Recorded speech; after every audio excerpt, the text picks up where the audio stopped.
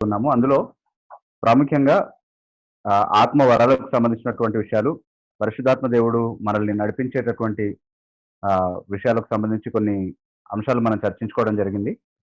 అయితే మన చర్చ్‌లో నేను చెప్తున్నటువంటి మెసేజెస్ కొన్నిటిని యూట్యూబ్ ఛానల్‌లో, హితబోధ యూట్యూబ్ ఛానల్‌లో కూడా నేను అప్లోడ్ చేయడం జరిగింది. దానివల్ల అందులో ఉన్నటువంటి కొన్ని వీడియోస్ కారణంగా చాలా చర్చలకి, చాలా రియాక్షన్స్‌కి అది సోషల్ మీడియాలో కూడా దారితీసినట్టుగా మనలో కొంతమందికి తెలుసు. సో, ఈ క్రమంలో నేను చెప్పినటువంటి విషయాలు అంటే నేను చాలా స్పష్టంగా ఇప్పటివరకు పరిశుద్ధాత్మ ప్రత్యక్షతలు, అలాగే నడిపింపు గురించి చెప్పినటువంటి స్టాండ్ గురించి మీకు కూడా చాలా ప్రశ్నలు తప్పకుండా ఉన్నాయని నాకు తెలుసు. అలాగే అందులో నేను మీలో కొంతమందితో మాట్లాడుతూ ఉన్నాను. సో, మీరు ప్రశ్నలతో సిద్ధపడి వచ్చారని నాకు తెలుసు కాబట్టి, నేను మీకు సమయం ఇచ్చే ముందు ఒకసారి నేను మళ్ళీ చాలా క్లియర్‌గా ఈ విషయంలో మనము తీసుకున్నటువంటి స్టాండ్ ఏంటి? ఏం చెప్పాలని ప్రయత్నించాము ప్రత్యక్షతల విషయంలో, అలాగే దేవుని నడిపింపు విషయంలో అన్నటువంటి విషయాన్ని ఒకసారి నేను జ్ఞాపకం చేసిన తర్వాత మీకు సమయాన్ని ఇస్తాను. సో, మీరు వరుసగా ఒక్కొక్కరు నన్ను ప్రశ్నలు అడుగుతా ఉంటే నేను మీకు సమాధానాలు చెప్తా ఉంటాను దానికి సంబంధించి. చాలా చాలా స్పష్టంగా ఇదివరకు నేను చెప్పినటువంటి స్టాండ్ ఏంటి అంటే, మన చర్చ్‌లో అయినా సరే, లేకపోతే బయట నేను రక్షణ టీవీలో కానీ, ఇతర ప్లాట్‌ఫామ్స్‌లో కానీ నేను మాట్లాడినటువంటి సందర్భాల్లో చాలా క్లియర్‌గా నేను చెప్పినటువంటి స్టాండ్ ఏంటి అనంటే, దేవుడు మనతో మాట్లాడతాడు. తన వాక్యం ద్వారా మాట్లాడతాడు. అది దేవుని ప్రత్యక్షత. అంటే బైబిల్ గ్రంథంలో ఉన్నది దేవుని ప్రత్యక్షత. బైబిల్ గ్రంథంలో దేవుని సంపూర్ణ ప్రత్యక్షత ఉంది. దేవుని సంపూర్ణ చిత్తం మనకు బైబిల్ గ్రంథంలో నేర్పించబడింది. అయితే ఈ రోజు పరిశుద్ధాత్మ మనతో మాట్లాడడా అంటే మాట్లాడతాడు. ఎలా మాట్లాడతాడు అనంటే, ఈ వాక్యంలో ఉన్నటువంటి విషయాల్ని ఆధారం చేసుకొని, వాక్యంలో ఉన్నటువంటి నియమాల్ని మనం సరిగ్గా అర్థం చేసుకొని, వాక్యంలో ఉన్నటువంటి ఆధ్యాత్మిక విషయాల్ని ఆధ్యాత్మికంగా మనం అర్థం చేసుకోవడానికి అవసరమైనటువంటి సహాయాన్ని మనకి ఇవ్వడం ద్వారా మనల్ని నడిపిస్తాడు. అయితే ఆయన కొత్త విషయాలు చెప్పి నడిపించడం కాదు, వాక్యంలో ఉన్నటువంటి విషయాల్ని ఆధారం చేసుకొని నడిపిస్తాడు అన్నటువంటి స్టాండ్‌ని మనం తీసుకున్నాం. దీన్ని సరిగ్గా అర్థం చేసుకోకుండా చాలా మంది ఇష్టం వచ్చినట్టుగా తప్పుగా రిప్రజెంట్ చేయడం అనేది బయట జరుగుతా ఉంది. మీలో కూడా కొంతమందికి తెలుసు ఆ విషయాలు. అంటే బిబు పరిశుద్ధాత్మని నమ్మడు, పరిశుద్ధాత్మ మాట్లాడాడు అంటాడు. ఇలాంటి కొన్ని టీచింగ్స్ బయటకెళ్ళాయి. వాస్తవానికి అసలు న్యూమటాలజీ అన్న సబ్జెక్టే డిస్కస్ చేయాల్సినటువంటి అవసరం లేదు ఒకవేళ నేను పరిశుద్ధాత్మని నమ్మకపోతే. వాళ్ళు నమ్మే విధంగా పరిశుద్ధాత్మ కార్యం చేస్తాడని నేను అనుకోవట్లేదు. ఎందుకంటే వాక్యంలో నాకు దానికి ఆధారాలు కనబడట్లేదు కాబట్టి. అలా అని చెప్పి పరిశుద్ధాత్మ కార్యం చేయడు అని కాదు. లేఖనాలకు కర్త అయినటువంటి పరిశుద్ధాత్ముడు తానే స్వయంగా మనలో ఉండడానికి ఇష్టపడి, తానే మనకు బోధకుడుగా ఉండి, ఆ వాక్యాన్ని మనం అర్థం చేసుకునే విధంగా మనల్ని సర్వసత్యంలోనికి నడిపించే ఆత్మగా మనలో కార్యం చేస్తున్నాడు అన్నది చాలా క్లియర్ గా నేను మొదటి నుంచి చెప్తూ వస్తున్నటువంటి స్టాండ్.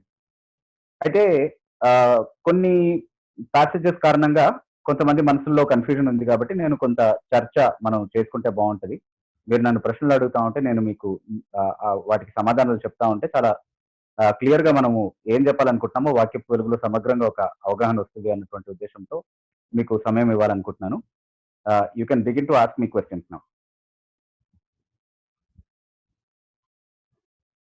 హలో. మామ నాదో ప్రశ్న. ఎస్ పింకు. ఇప్పుడు మనకి బైబిల్లో దేవుడు చాలా చోట్ల మాట్లాడే దేవుడుగా ఉన్నాడు. అంటే లైక్ పాత నిబంధనలో కానీ, కొత్త నిబంధనలో కానీ చూసినట్టయితే మనకి దేవుడు మాట్లాడే దేవుడుగా ఉన్నాడు.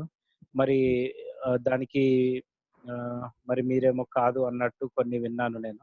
అంటే దానికి ఏమైనా ఎవిడెన్స్ ఉందా? అంటే దేవుడు మాట్లాడాడని. అవును, అవును. Okay, okay, okay. సో అది చాలా మంచి ప్రశ్న. In fact good question to start of with.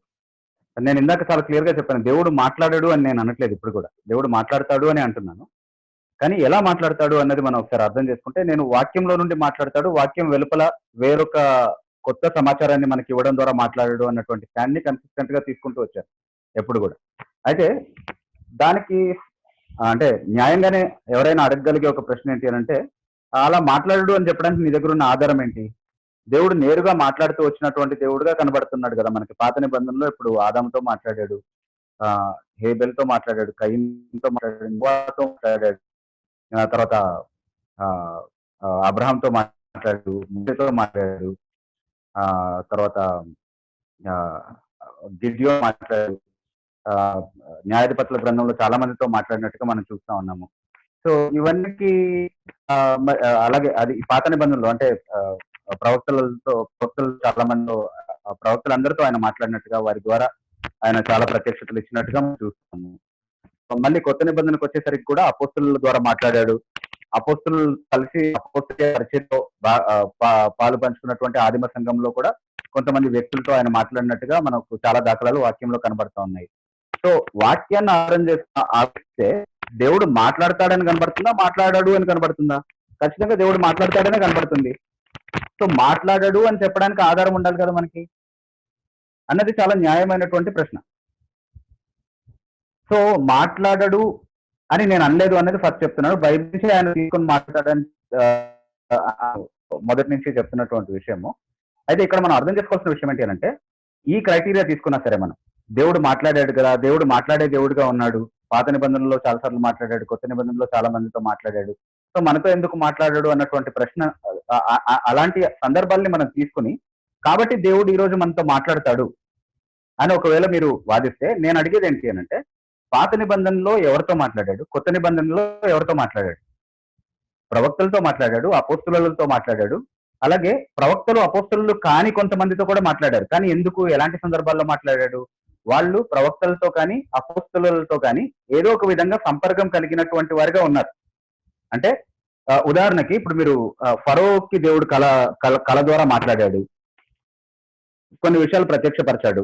కానీ ఫరోకి తెలియదు దాని ఇంటర్ప్రిటేషన్. ఎవరు చెప్పాలి? ఒక ప్రవక్త వచ్చి చెప్పాలి. అంటే ఒక ప్రవక్త యొక్క పరిచర్యని నిలబెట్టుకోవడానికి అవసరమైన విధంగా అతనితో సంపర్కంలో ఉన్నటువంటి వారి ద్వారా కూడా దేవుడు మాట్లాడాడు. కానీ అక్కడ కూడా ప్రవక్త పరిచర్యని దేవుడు నిలబెట్టినట్టుగా మనకు కనబడతా ఉంది తప్ప, ప్రవక్తతో ఇండిపెండెంట్ గా ఫరోకే చాలా విషయాలు తెలిసిపోయినట్టుగా మనం చూడట్లేదు.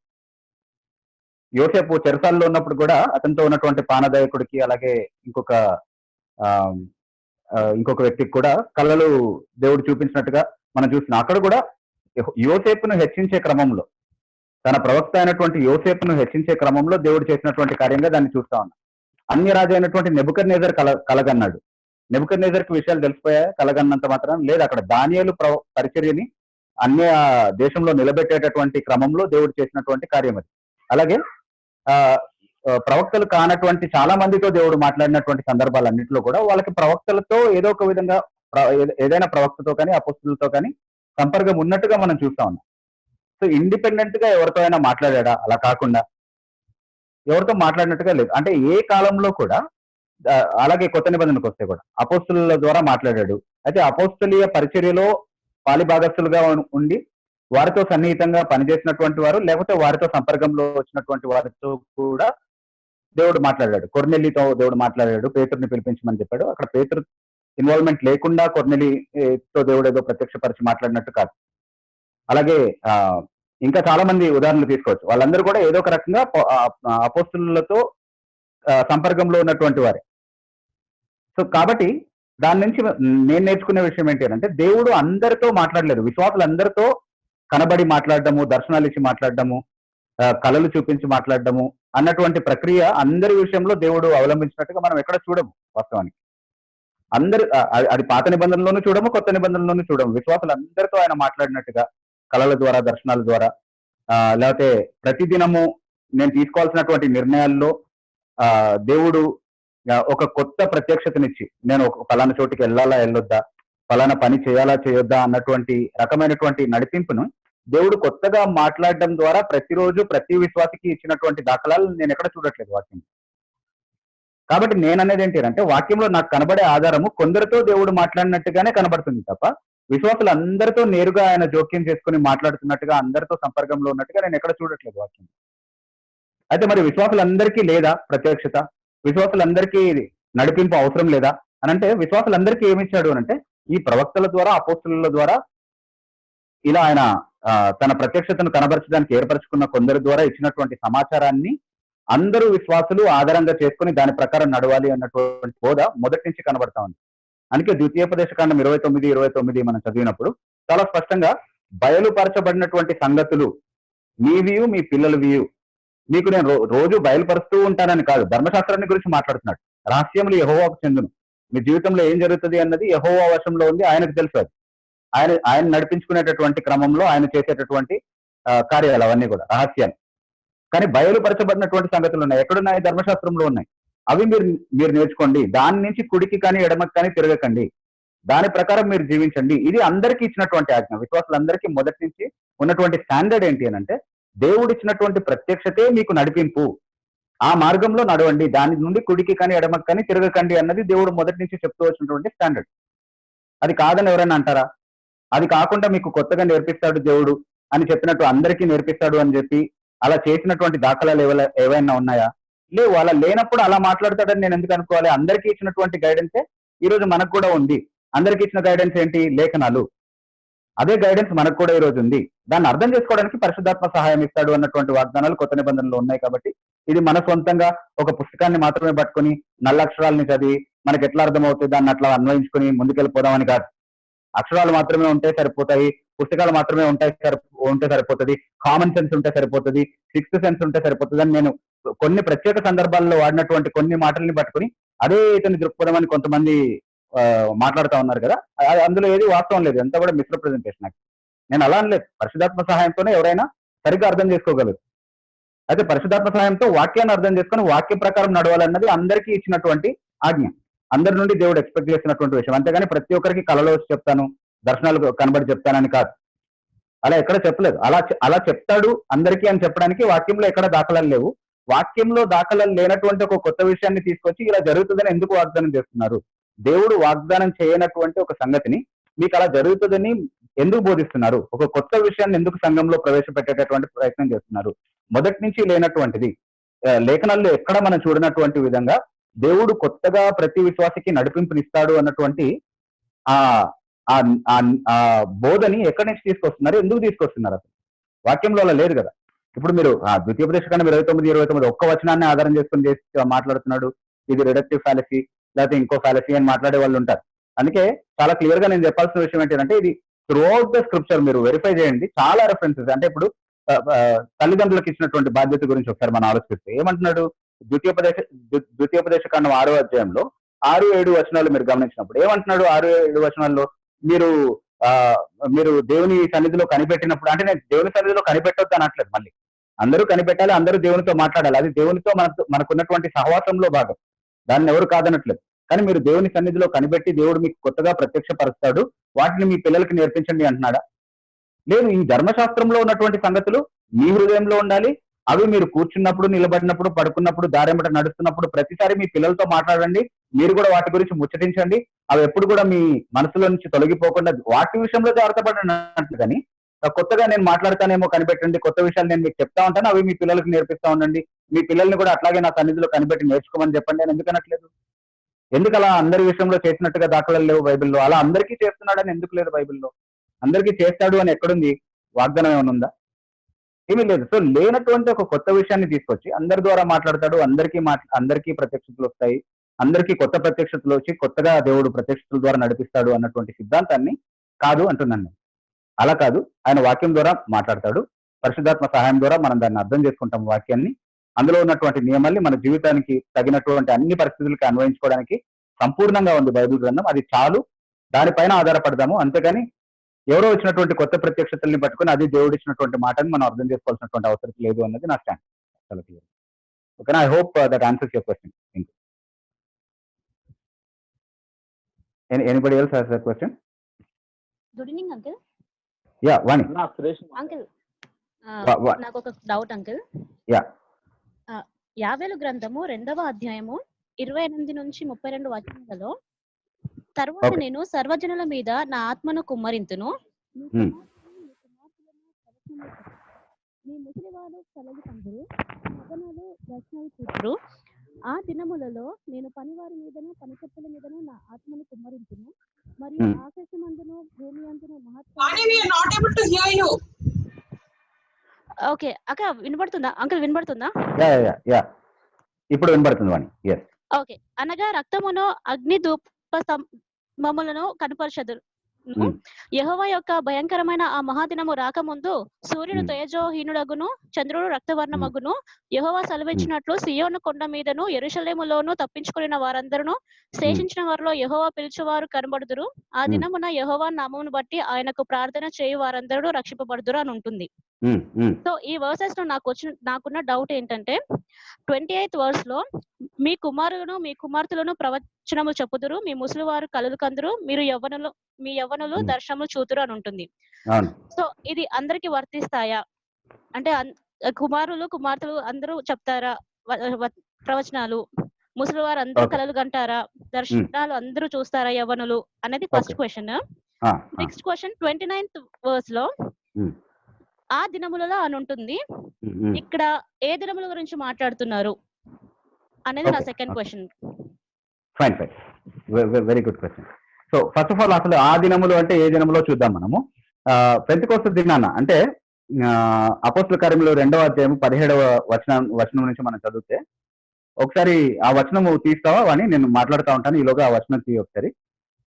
యోవేలు ప్రవక్త ద్వారా ప్రవచించబడినటువంటి నెరవేర్పు ఏ దినంలో జరుగుతుందో ఆ దినాన్ని గురించి మాట్లాడుతున్నాడు. కాబట్టి ఆ దినం అంటే ఏంటి? అంత్య దినాల్లో, అంటే యేసుక్రీస్తు ప్రభువు తర్వాత యేసుక్రీస్తు ప్రభు నియమించినటువంటి అపోస్తలు పరిచర్య చేయడం ప్రారంభించినటువంటి దినాలు అంత్య దినాల ప్రారంభం. ఈ దినముల అంతమందు ఆయన తన కుమారుని ద్వారా మనతో మాట్లాడాడు, వాటిని అపోస్తలుల ద్వారా మనకు అందించాడు, నిర్ధారించాడు అన్నటువంటి మాటలు ఏవైతే ఉన్నాయో అప్పటి నుంచి అంత్య దినాలు అన్నవి ప్రారంభమయ్యాయి.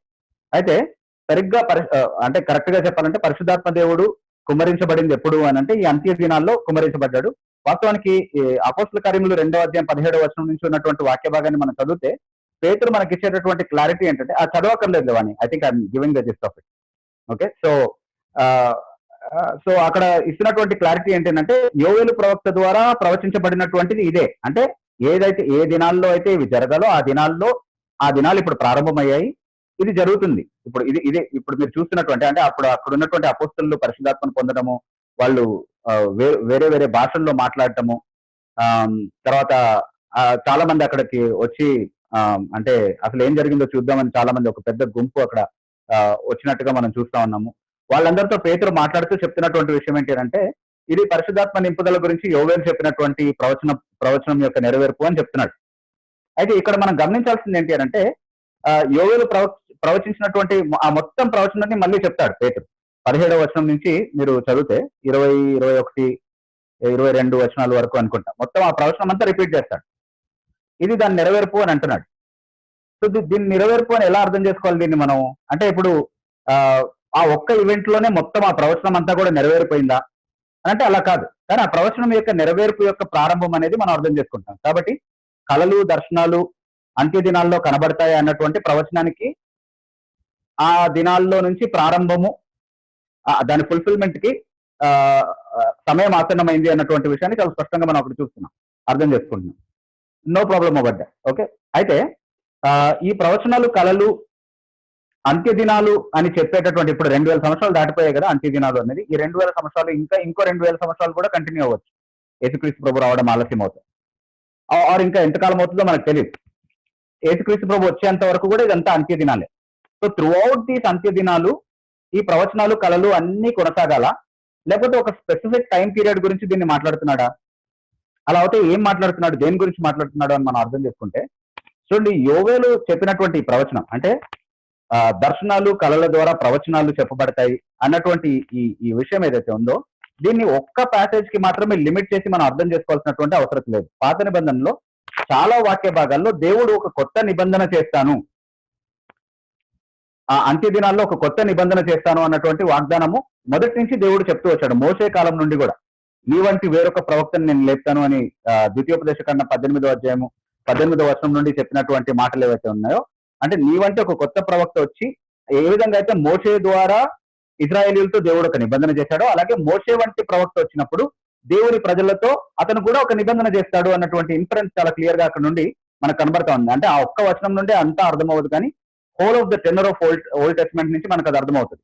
ఇర్మియా ప్రవక్త చెప్పినటువంటి 31వ అధ్యాయం, ఇర్మియా 31వ అధ్యాయం 31 నుంచి 35వ వచనం వరకు మనం చదివితే కూడా అక్కడ దేవుడు నూతన నిబంధన, ఆ దినంలో నేను ఒక నూతన నిబంధన చేస్తాను నా ప్రజలతో, అక్కడ నేను మళ్ళీ నా ధర్మశాస్త్రం న్యాయ విధుల్ని వాళ్ళకి నేర్పిస్తాను, వాళ్ళ హృదయాల్లో ఆ మాటలు ఉంచుతాను అన్నటువంటి విషయాలు వాగ్దానం చేసినట్టుగా మనం చూస్తున్నాం.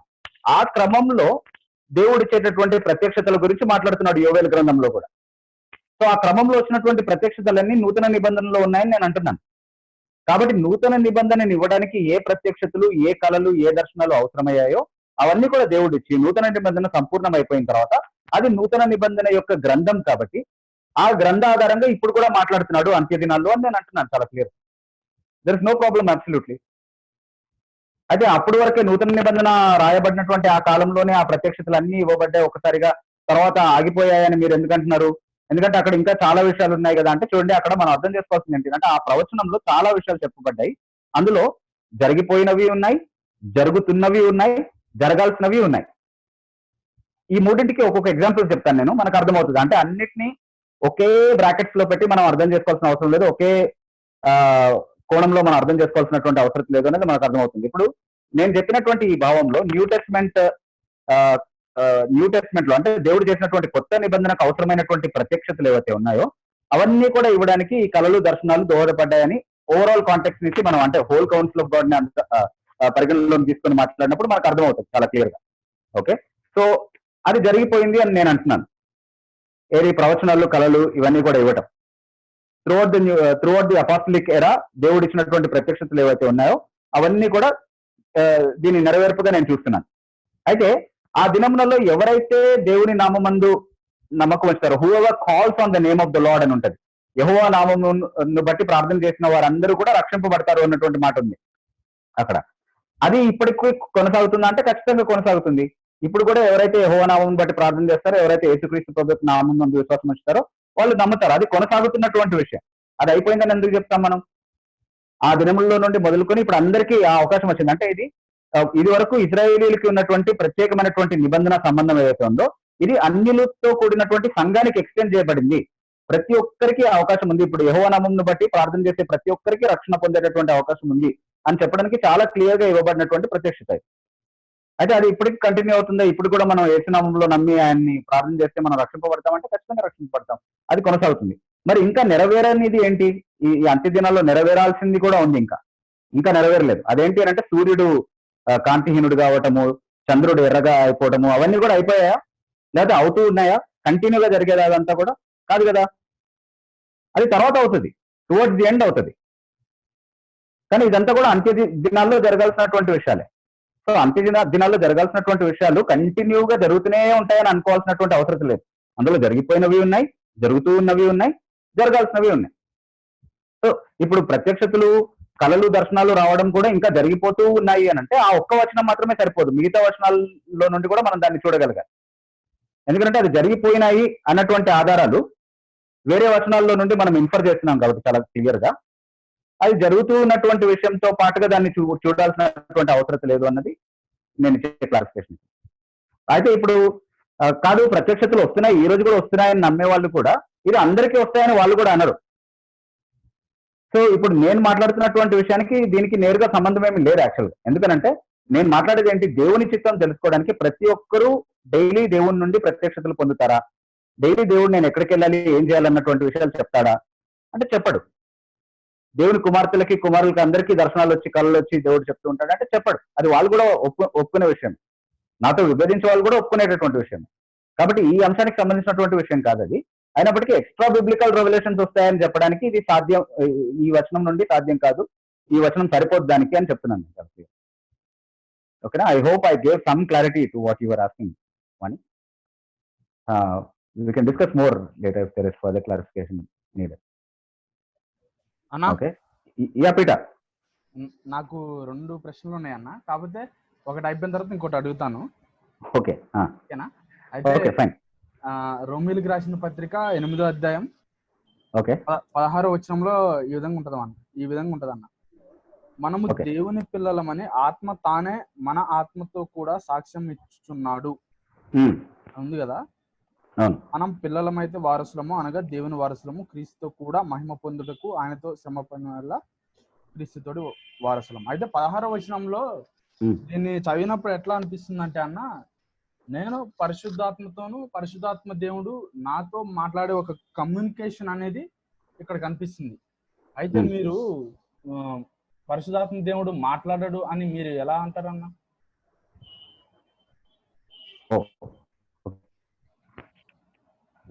అయితే పీటర్ ఇక్కడ ఫస్ట్ ఆఫ్ ఆల్ మనం అర్థం చేసుకోవాల్సింది ఏంటి అంటే రోమిలకు రాసిన పత్రిక 8వ అధ్యాయం 16వ వచనంలో ఆత్మ తానే మన ఆత్మతో సాక్ష్యం ఇస్తున్నాడు. ఎలా సాక్ష్యం ఇస్తున్నాడు అన్నది మనం ఒకవేళ కరెక్ట్ గా డిఫైన్ చేసుకోగలిగితే ఆత్మ మాట్లాడుతున్నాడు నాతో, ప్రతిరోజు నేను చేయాల్సినటువంటి విషయాల గురించి మాట్లాడుతున్నాడు అన్నటువంటి క్వశ్చన్ అరైజ్ అవ్వదు. యాక్చువల్లీ ఎలా మాట్లాడుతున్నాడు, ఏం మాట్లాడుతున్నాడు అన్నటువంటి విషయాన్ని కూడా ఒకసారి మనం అర్థం చేసుకుంటే ఏమని సాక్ష్యం ఇస్తున్నాడంట ఆత్మ నా ఆత్మతో? ఒకసారి చెప్తావా పీటర్ అక్కడ వచనం చదివి? ఓకే. మనము దేవుని పిల్లలమని ఆత్మ తానే మన ఆత్మతో కూడా సాక్ష్యం ఇచ్చుచున్నాడు. మనం పిల్లలమైతే ఓకే ఓకే చాలు చాలు. సో మనం దేవుని పిల్లలము అన్నటువంటి అష్యూరెన్స్, అంటే మనం దేవుని పిల్లలము అన్నటువంటి నిశ్చయత మనకి ఇవ్వడం గురించి మాట్లాడుతున్నాడు. అక్కడ ఎలా మాట్లాడుతున్నాడు? దీనికి నేను ఈ మధ్య కాలంలో నాకు అంటే నేను విన్న కొన్ని ఇంటర్ప్రిటేషన్స్ ఎలా ఉన్నాయి అని అంటే, ఇప్పుడు ప్రత్యేకంగా దేవుడు పౌలుతో పరిశుద్ధాత్మ దేవుడు పౌలుతో మాట్లాడాడు. పౌలుని బర్నబాని ఎన్నుకునే విషయంలో అపోస్తుల కార్యములు 13వ అధ్యాయంలో నేను ఏర్పరిచిన పని కోసం పౌలును బర్నబాను నా కోసం వేరుపరచండి అన్నటువంటి మాటలు, నా కోసం ప్రత్యేకపరచండి అన్నటువంటి మాటలు పరిశుద్ధ మాట్లాడినట్టుగా మనం చూస్తా ఉన్నాం. సో పరిశుద్ధాత్మ అక్కడ ఎలా మాట్లాడుంటాడు? అది ఒక ప్రత్యక్షత ద్వారానే మాట్లాడాలి, అది కొత్త ప్రత్యక్షత కాబట్టి. ఓకే. అలాగే పౌలు 16వ అధ్యాయంలో అపోస్తుల కార్యములు 16వ అధ్యాయంలో పరిచర్య కోసం వెళ్తున్నాడు, స్టార్ట్ అయ్యి సువార్త ప్రకటించడానికి వెళ్తున్నాడు. బెత్నియాకి వెళ్తా ఉంటే బెత్నియాకి వెళ్ళడానికి ఆటంకపరిచాడు పౌలు పరిశుద్ధాత్మ. ఎలా ఆటంకపరిచాడు? ఖచ్చితంగా ఒక ప్రత్యక్షత ద్వారా, లేకపోతే ఒక స్వరం ద్వారా, లేకపోతే ఒక కళ ద్వారా, ఒక దర్శనం ద్వారా ఏదో ఒక విధంగా ఆయన ఆటంకపరిచి ఉండాలి. It's new revolution. బెత్నియాకి వెళ్ళొద్దు అని ఆటంకపరచడం అనేది. ఎక్కడికి వెళ్ళాలి మరి? మాసిడోనియాకి వెళ్ళాలి. అంటే ఇప్పుడు రివీల్డ్, అంటే యేసుక్రీస్తు ప్రభు చెప్పినటువంటి మాటకి లోబడే అతను వెళ్తున్నాడు. అయితే యేసుక్రీస్తు ప్రభు చెప్పినటువంటి మాటని చేయకుండా పరిశుద్ధాత్మ ఆటంకపరుస్తున్నాడు అని ఇంటర్ప్రిట్ చేసే ప్రయత్నం చేశారు కొంతమంది. కానీ అది నిజం కాదు. సువార్త పని చేయొద్దు అని ఆటంకపరచట్లేదు. బెతనియాలో కాదు, మాసిడోనియాలో చేయమని చెప్పి చేస్తున్నాడు. అది పరిశుద్ధాత్మ యొక్క ఉద్దేశం. అక్కడ ఏదేమైనా సరే అక్కడ పాయింట్ ఏంటి అంటే దర్శనాల ద్వారా, కళల ద్వారా, లేకపోతే ఏదో ఒక పద్ధతి ద్వారా పరిశుద్ధాత్మ ఆయనకి నడిపింపుని ఇచ్చుండాలి కదా స్పెసిఫిక్ గా. అలాగే ప్రతి చోట తర్వాత ఏంటి అపోస్తల కార్యం 20వ అధ్యాయంలోనూ 22వ అధ్యాయంలోనూ ప్రతి పట్టణంలోనూ పరిశుద్ధాత్మ సాక్ష్యం ఇస్తున్నాడు, నేను యెరూషలేములో అనేకమైనటువంటి హింసలు ఎదుర్కోవాలి అని పౌలు చెప్తున్నాడు. అది కూడా పౌలుకి దేవుడిచ్చినటువంటి, పరిశుద్ధాత్మ దేవుడిచ్చినటువంటి ప్రత్యేకమైనటువంటి ప్రత్యక్షత. సో కళల ద్వారా, దర్శనాల ద్వారా, లేకపోతే నేరుగా కమ్యూనికేట్ చేయడం ద్వారా పరిశుద్ధాత్మ చాలా విషయాలు తెలియపరుస్తాడు. యేసుక్రీస్తు ప్రభుని కూడా లూకాసు వార్త 4వ అధ్యాయం మొదటి నుంచి మనం చదివినప్పుడు ఆత్మ అదేంటి అరణ్యంలోనికి కొనిపోయినట్టుగా మనం చూస్తున్నాం. యేసుక్రీస్తుకి ప్రత్యేకమైనటువంటి ప్రత్యక్షత ఇచ్చి పరిశుద్ధాత్మ ఎడారిలోకి ప్రత్యేకమైన కమ్యూనికేషన్ ఇచ్చి, అది దర్శనం ద్వారా కావచ్చు, నేరుగా మాట్లాడడం ద్వారా కూడా కావచ్చు, తీసుకెళ్లాడు. కాబట్టి ఇప్పుడు నువ్వు అడిగిన ప్రశ్నకు వస్తున్నాను పీటర్. రోమిలకు రాసిన పత్రిక 8వ అధ్యాయం 16వ వచనంలో కూడా ఆత్మ సాక్ష్యం ఇస్తాడు అన్నప్పుడు ఎలా సాక్ష్యం ఇస్తాడు? పౌలుకి ఎలా సాక్ష్యం ఇచ్చాడో, దర్శనాల ద్వారా ఎలా సాక్ష్యం ఇస్తాడో, కళల ద్వారా ఎలా సాక్ష్యం ఇస్తాడో, యేసుక్రీస్తు ప్రభువుని ఎట్లాగైతే నడిపించాడో ఆ విధంగా మనకు కూడా సాక్ష్యం ఇస్తాడు, మనం దేవుని పిల్లలము అనే కన్క్లూజన్కి వచ్చారు. కానీ నేను మళ్ళీ చెప్పేది ఏంటి అని అంటే, పౌలుకి ఇచ్చినటువంటిది ప్రత్యక్షత కానీ, యేసుక్రీస్తు ప్రభువుకి ఇచ్చినటువంటి ప్రత్యక్షత కానీ, it is a revolution that is given to them newly. కొత్త ప్రత్యక్షత వాళ్ళకి ఇచ్చాడు. ఓకే. సో అదే విధంగా నాతో కూడా సాక్ష్యం ఇస్తాడు అని చెప్పడానికి ఇక్కడ ఎలాంటి ఆధారం లేదు. ఎందుకంటే కాంటెక్స్ట్ లో ఈ రోమిలకు రాసిన పత్రిక 8వ అధ్యాయం 16వ వచనం కాంటెక్స్ట్ లో, అంటే మొత్తం కాంటెక్స్ట్ ఎక్కడి నుంచి చదవాలి? ఈవెన్ 8వ అధ్యాయం ప్రారంభం నుండి కూడా మనం చదువుతూ వస్తే మనం నడిపించబడేటటువంటి 2 నియమాల గురించి మాట్లాడుతున్నాడు. ఈవెన్ ఇది ఈ డిస్కషన్ అంతా కూడా రోమిలకు రాసిన పత్రిక 6వ అధ్యాయం మధ్యలో నుంచి స్టార్ట్ అవుతుంది. ఆల్మోస్ట్ 15th వర్స్ నుంచి స్టార్ట్ అవుతుంది. 7వ అధ్యాయం అంతట్లో కూడా ఆత్మీయ నియమాన్ని బట్టి నడవటం, అలాగే శరీర సంబంధమైనటువంటి నియమాన్ని నడవటం, 2 స్వభావాల గురించి మాట్లాడుతున్నాడు. అదే డిస్కషన్ ని కొనసాగిస్తూ క్రీస్తేస్ లో ఉన్న వారికి ఏ శిక్ష విధి లేదు అని 8వ అధ్యాయం 1వ వచనం ప్రారంభించి 3వ వచనంలో వారు ఆత్మానుసారంగా నడుస్తారు కానీ శరీరానుసారంగా నడిచేవారు కాదు. అందుకే 11వ వచనంలో ఏమంటున్నాడు, మనము ఆత్మ వలన శరీర క్రియలను చంపిన ఎడల మనం జీవిస్తాము అని అంటున్నాడు. అంటే ఆత్మ చేత నడిపించబడటము అనంటే ఆత్మ మనలో పుట్టించేటటువంటి ఆత్మ ఫలాలకు అనుగుణమైనటువంటి క్రియల్ని మనం చేయడం, అది ఆత్మానుసారంగా నడవడం, ఆత్మ చేత నడిపించబడటం అంటే దాని అర్థం అది. ఎందరైతే దేవుని ఆత్మ చేత నడిపించబడతారో వారందరూ దేవుని పిల్లలు. సో ఇప్పుడు నేను దేవుని చేత నడిపించబడుతున్నానన్న ఎలా తెలుస్తుంది? ఈ కాంటెక్స్ట్ లో ఆత్మ ద్వారా శరీర క్రియల్ని చంపుతూ శరీర నియమాన్ని అనుసరించి కాకుండా ఆత్మను అనుసరించినటువంటి నియమాన్ని బట్టి వాక్యానికి లోబడి జీవిస్తా ఉంటే అది ఏమని సాక్ష్యం ఇస్తుంది? నా ఆత్మతో నాకేమని రుజువు ఇస్తుంది, ఏమని నిర్ధారణ ఇస్తుంది? నేను దేవునికి చెందినటువంటి వాడిని, నేను దేవుని బిడ్డని అన్నటువంటి సాక్ష్యం ఇస్తుంది నాకు. అయితే ఆ సాక్ష్యాన్ని నా జీవితంలో చాలిన రుజువుతో, చాలిన ఆధారంతో నా జీవితంలో పుట్టించింది ఎవరు? ఆత్మకార్యాలు నాలో పుట్టించడం ద్వారా, అంటే ఆత్మ ఫలాలు నాలో పుట్టించడం ద్వారా పరిశుద్ధాత్మ చేసినటువంటి కార్యం. సో పరిశుద్ధాత్మ ఆత్మానుసారంగా నేను నడిచేటట్టుగా చేసి నాకు ఆత్మీయమైనటువంటి అష్యూరెన్స్ ని ఇస్తున్నాడు, నిశ్చయతను ఇస్తున్నాడు, నేను దేవుని బిడ్డని అని చెప్పి. అంతేగాని దానికి కొత్తగా వచ్చి నువ్వు దేవుని బిడ్డవని నాకు చెవిలో చెప్పాల్సినటువంటి అవసరం లేదు. అలాంటి అండర్స్టాండింగ్ అక్కడేం రావట్లేదు. అక్కడ ఆ మొత్తం కాంటెక్స్ట్ లో చూస్తే ఆత్మానుసారంగా నడిచిన వాళ్ళందరూ కూడా దేవుని బిడ్డలే, యేసుక్రీస్తు ప్రభు యొక్క బిడ్డలే. ఆత్మ లేనటువంటి ఎవరిలో అయితే ఈ నడిపింపు కనబడదు, ఎవరైతే ఆత్మచేత నడిపించబడరో వాళ్ళు ఎవరు క్రీస్తుకు చెందినటువంటి వాళ్ళు కాదు. క్రీస్తుకు చెందిన వాళ్ళందరూ కూడా ఆత్మచేత నడిపింపబడతారు. సో నేను ఆత్మానుసారంగా నడుస్తున్నాను అన్నటువంటి సాక్ష్యాన్ని నా జీవితంలో నేను చూడగలిగితే, నా జీవితాన్ని పరిశీలించి చూడడం ద్వారా ఆత్మ ఫలము అని దేన్నైతే వాక్యం చెప్తుందో దాన్ని నేను సరిగ్గా నిర్ధారించుకోగలిగితే నా జీవితంలో ఖచ్చితంగా నాలో కార్యం చేసేది పరిశుద్ధాత్మే. నాలో ఆయన కార్యం చేస్తున్నాడంటే, నన్ను నడిపిస్తున్నాడు అంటే నేను దేవుని బిడ్డనై ఉండాలి అన్నటువంటి నిర్ధారణ, రుజువు నాకు ఇస్తున్నాడు పరిశుద్ధాత్మ అన్నటువంటి విషయం చాలా స్పష్టంగా కనబడతా ఉంది ఇక్కడ. సో ప్రాబ్లం ఏంటి? సో దాని ద్వారా దాన్ని ఆధారం చేసుకొని ఇప్పుడు విశ్వాసులందరూ పరిశుద్ధాత్మ నుండి కొత్తగా వింటారు, కొత్తగా దర్శనాలు చూస్తారు, కొత్తగా స్వరాలు వినబడతాయి, కొత్తగా కళ్ళు కనబడతాయి అని చెప్పడానికి ఆ వచనం సరిపోదు అంటున్నాను కాంటెక్స్ట్ లో. ఓకేనా పీటర్? ఓకే అన్న. యా యా ఇంకోటి అడగొచ్చా అన్న? Sure sure. యా యోహాను సువార్త 16వ అధ్యాయం 13వ వచనంలో ఇలాగుంటుంది అన్న. అయితే ఆయన అనగా సత్య స్వరూపి అయిన ఆత్మ వచ్చినప్పుడు మిమ్మును సర్వసత్యంలోనికి నడిపించును.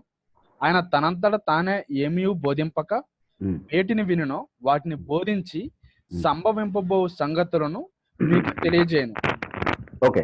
అయితే అన్న ఇక్కడ క్లియర్ గా ఏమనుందంటే వేటిని వినునో వాటినే కాకోకుండా సంభవింపబోవు అంటే ఇప్పటివరకు జరిగే కాకుండా జరగబోయే కూడా బోధిస్తాడు అని ఇక్కడ స్పష్టంగా ఉంది కదా. రాబో సంగతులు కూడా బోధిస్తాడు అని ఉంది. ఈ దేవుడు మాట్లాడు అంటే మరి వీటిని ఏంటి బోధించేది ఏంటి మరి? Okay. So Peter, first of all thank you very much. అంటే నా డిస్కషన్స్ ని తర్వాత న్యూమటాలజీ క్లాస్ ని చక్కగా ఫాలో అవుతా ఉన్నావు. So that's again a good question. అంటే క్లీన్ బోల్డ్ చేద్దామని రెడీ అయ్యి వచ్చినట్టున్నావు పీటర్. సో ఏం లేదు, విషయం ఏంటంటే అక్కడ చాలా క్లియర్ గా యేసుక్రీస్తు ప్రభు అపోస్తులతో ఉన్నప్పుడు చెప్పినటువంటి సంగతులు మాత్రమే రిపీట్ చేస్తాడు అని చెప్పట్లేదు. ఆయన చెప్పినటువంటి సంగతులు కూడా జ్ఞాపకం చేస్తాడు. అది ఆయన పరిచర్యలో భాగం, పరిశుద్ధాత్మ చేసేటటువంటి పరిచర్యలో భాగం. రోమిలకు రాసిన పత్రిక 14వ అధ్యాయం 26వ వచనంలో. కానీ అపోస్తలీయ పరిచర్య యొక్క స్కోప్ ఏంటి అని అంటే కేవలం యేసుక్రీస్తు ప్రభు అప్పుడు చెప్పినటువంటి విషయాలు మాత్రమే కాదు, ఇంకా నేను చెప్పాల్సిన చాలా విషయాలు ఉన్నాయి. అవి మీరు ఇప్పుడు సహించలేరు అంటున్నాడు. అవి కూడా మీకు చెప్తానంటున్నాడు. అవి కూడా ఇప్పుడు చెప్పలేను, కానీ ఆయన వచ్చినప్పుడు మీకు బయలుపరుస్తాడు అని అంటున్నాడు. కానీ అవన్నీ కూడా క్రీస్తుకు చెందినటువంటి క్రీస్తు విషయాలు, నా వాటిలో నుండి తీసి మీకు బోధిస్తాడు. క్రీస్తుకు వెలుపున్నటువంటి విషయాలు కావు. దీన్ని ఈ వచనాన్ని ఆధారం చేసుకొని నేను ఈరోజు ఆఫీస్కి వెళ్ళాలా అక్కర్లేదా, నా పెళ్లిలో ఏ అమ్మాయిని పెళ్లి చేసుకోవాలి అన్నటువంటి నియమాల గురించి ఇది మాట్లాడుతున్నాడు అని అనుకోవద్దు. అంటే ఆ నిర్ణయాన్ని గురించి పర్టికులర్ గా ఈ అమ్మాయిని చేసుకోవాలని నాకు చెప్తాడు, దానికి సంబంధించినటువంటి వచనం ఇది అని అనుకోకూడదు మనం.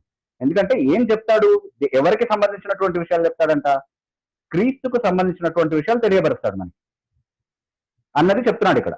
సో అపోస్తలీయ పరిచర్యలో వాళ్ళు ఇచ్చేటటువంటి ప్రత్యక్షతలో ఉన్నటువంటి స్కోప్ ఏంటి అని అంటే యేసుక్రీస్తు ప్రభు ఈ లోకంలో ఉన్నప్పుడు చెప్పినటువంటి మాటలు మాత్రమే కాకుండా ఇంకా ఆయన మీరు ఇప్పుడు సహించలేరు కాబట్టి ఇప్పుడు చెప్పను అని ఏ విషయాలు అయితే చెప్పాడో అవి కూడా బయలుపరుస్తాడు, రాబో సంగతులు కూడా బయలుపరుస్తాడు. కానీ అది కూడా ఆయనకు సంబంధించింది, అది కూడా క్రీస్తుకు సంబంధించినటువంటి రాబో సంగతులే.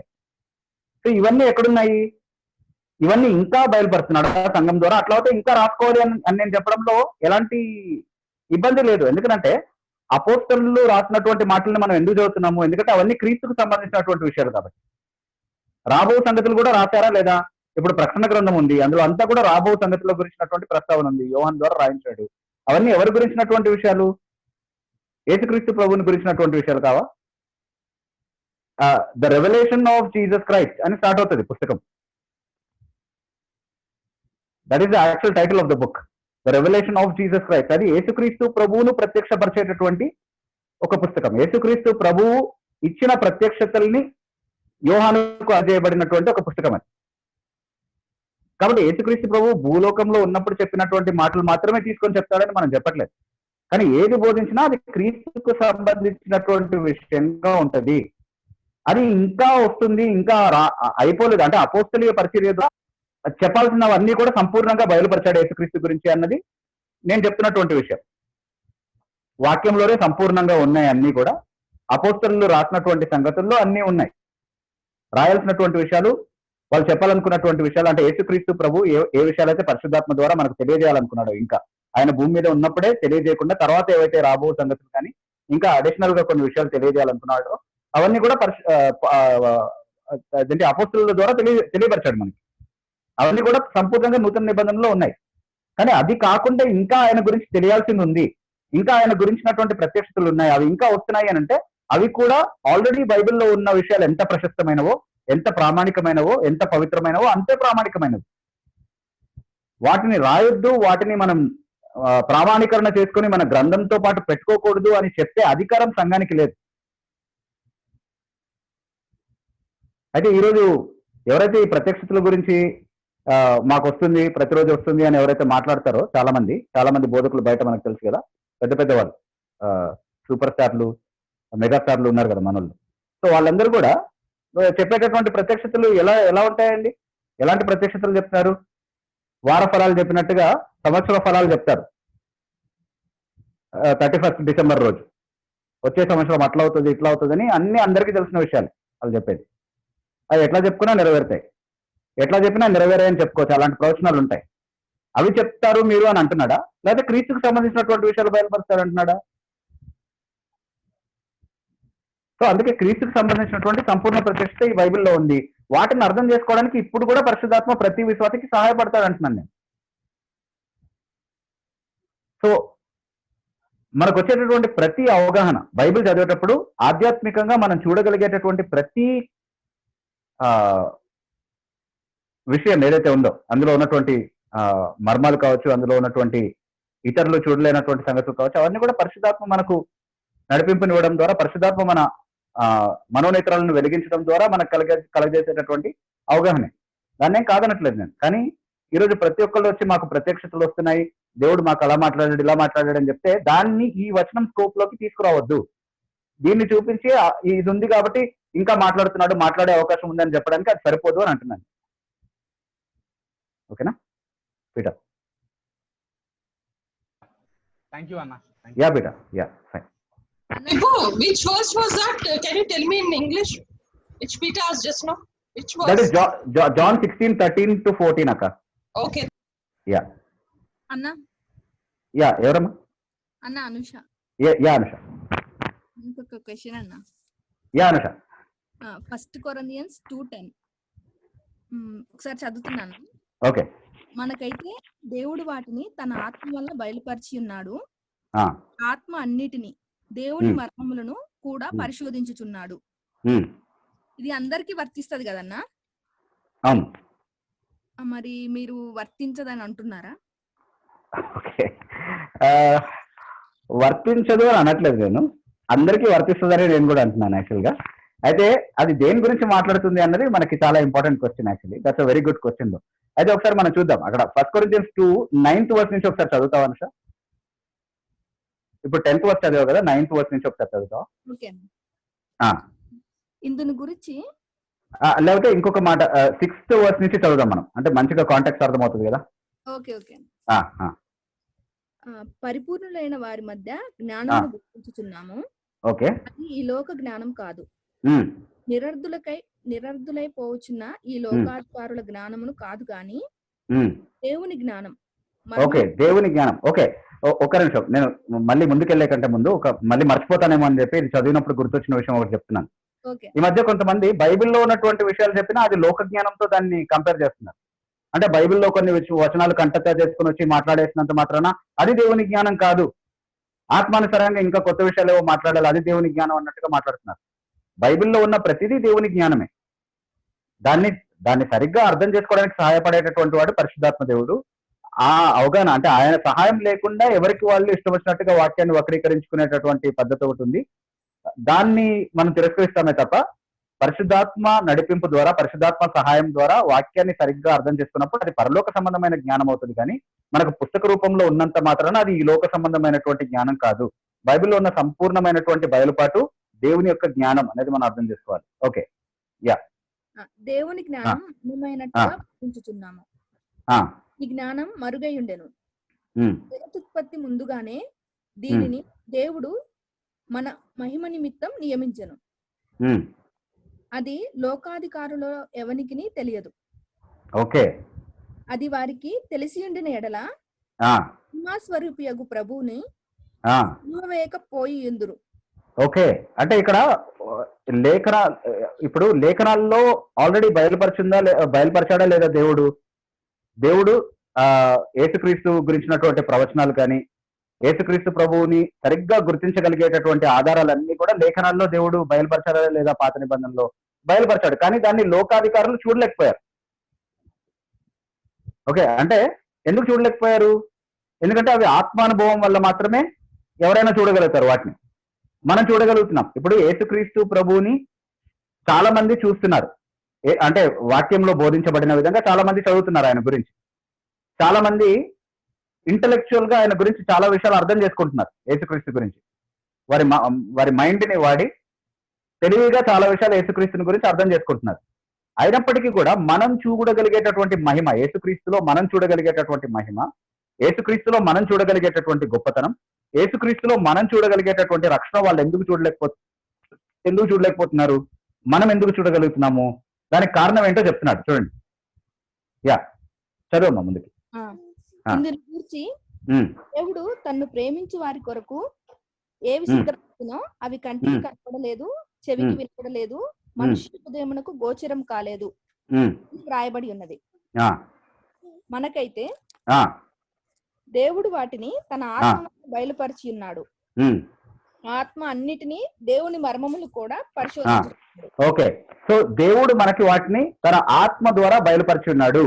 అంటే వాక్యంలో ఉన్న అవే సంగతులను చూసి వాక్యంలో ఉన్నటువంటి అవే విషయాన్ని చదువుతున్నటువంటి చాలా మందికి అవి కంటికి కనబడట్లేదు, చెవికి వినబడట్లేదు, మనుష్య హృదయానికి గోచరము కావట్లేదు. వాళ్ళు అర్థం చేసుకోలేకపోతున్నారు. కానీ అవే సంగతులు మనం చూసినప్పుడు ఎందుకు మనకు అవి చాలా గొప్పగా అనిపిస్తున్నాయి? ఏసే నాకు సర్వస్వం అనేటటువంటి ఆ కన్విక్షన్ లోనికి ఎందుకు నడిపిస్తున్నాయి? ఏసే కోసం నా జీవితాన్ని నేను పూర్తిగా వెచ్చించాలి, ఆయన నాకు సర్వస్వం, ఆయనలో ఉన్నటువంటి మహిమని, గొప్పతనాన్ని, రక్షణని నేను చూడగలుగుతున్నానని మనం ఎందుకు చెప్పగలుగుతున్నాము? ఇంకెవరో చూడలేంది. అంటే చాలా మంది మనల్ని అంటూ ఉంటారు కదా, అంత భక్తి అవసరం లేదు బ్రదర్, అంత వెర్రితనము, అంత అవసరం లేదు మీకు, అంత అబ్బో చాలా మీరు మరీ సన్యాసుల్లాగా చేస్తున్నారే అన్నట్టుగా మనల్ని వెటకారం ఆడుతూ ఉంటారు. అంటే యేసుక్రీస్తు ప్రభువు పట్ల మనకున్నటువంటి డివోషన్ వాళ్ళకి అర్థం కాదు. అది పిచ్చిలాగా వెర్రిలాగా అనిపిస్తూ ఉంటది వాళ్ళకి. కానీ మనకు అలా అనిపించదు, ఎందుకంటే మనకు దాని వెనకాల ఉన్నటువంటి కారణం మనం చూడగలుగుతున్నాం. ఎందుకు చూడగలుగుతున్నాము? అదే వాక్యాన్ని కదా మనం చదివింది, వాళ్ళు చదివింది. కానీ డిఫరెన్స్ ఎక్కడుంది అని అంటే, మనకైతే దేవుడు తన ఆత్మ ద్వారా మనలో కార్యం చేయడం ద్వారా మన మనోనేత్రాలను వెలిగించాడు. ఇది ఆయన మనల్ని తిరిగి జన్మింపజేసేటటువంటి ప్రక్రియ భాగంగా చేసేటటువంటి పని. ఆత్మీయంగా చనిపోయినటువంటి ఒక వ్యక్తి, తన పాపముల చేతను అపరాధముల చేతను చనిపోయినటువంటి ఒక వ్యక్తి చూడలేడు, దేవుని సంగతులను అర్థం చేసుకోలేడు, ప్రకృతి సంబంధి అయిన మనిషిగా ఉన్నాడు కాబట్టి చూడలేడు. కానీ మనం క్రీస్తుతో కూడా బ్రతికించబడ్డాము కాబట్టి దేవుని రాజ్యాన్ని చూడగలుగుతున్నాం. అందుకే ఒకడు తిరిగి జన్మిస్తేనే కానీ అతను దేవుని రాజ్యాన్ని చూడలేడు. మనం దేవుని రాజ్యాన్ని, దాని మహిమను ఎందుకు చూడగలుగుతున్నాము? దేవుడు మన కొరకు సిద్ధపరిచినటువంటి రక్షణని, ఎందుకు అనుభవపూర్వకంగా చూడగలుగుతున్నాం, తెలుసుకోగలుగుతున్నాము? ఎందుకు తెలుసుకోగలుగుతున్నాము, ఎందుకు చూడగలుగుతున్నాము, మిగతా వాళ్ళు చూడలేనిది అని అంటే దేవుడు మనకు చూపించాడు. ఆ విధంగా మనం అలా చూడగలిగే సామర్థ్యాన్ని పరిశుద్ధాత్మ దేవుడు మనకి ఇచ్చాడు. ఇది విశ్వాసులు అందరికీ వర్తిస్తుందా అంటే అందరికీ వర్తిస్తుంది. మనం అందరం అది చూడగలుగుతున్నామా లేదా? మన అందరం యేసుక్రీస్తుని సొంత రక్షకుడిగా అంగీకరించి ఆయన కోసం జీవించాలన్నటువంటి అవగాహనలోనికి రాగలిగామా లేదా? ఉంది. అది ఎందుకు ఇంకొకరికి కనబట్టలేదు అంటే 14వ వచనం ఒకసారి చదువు అనుష.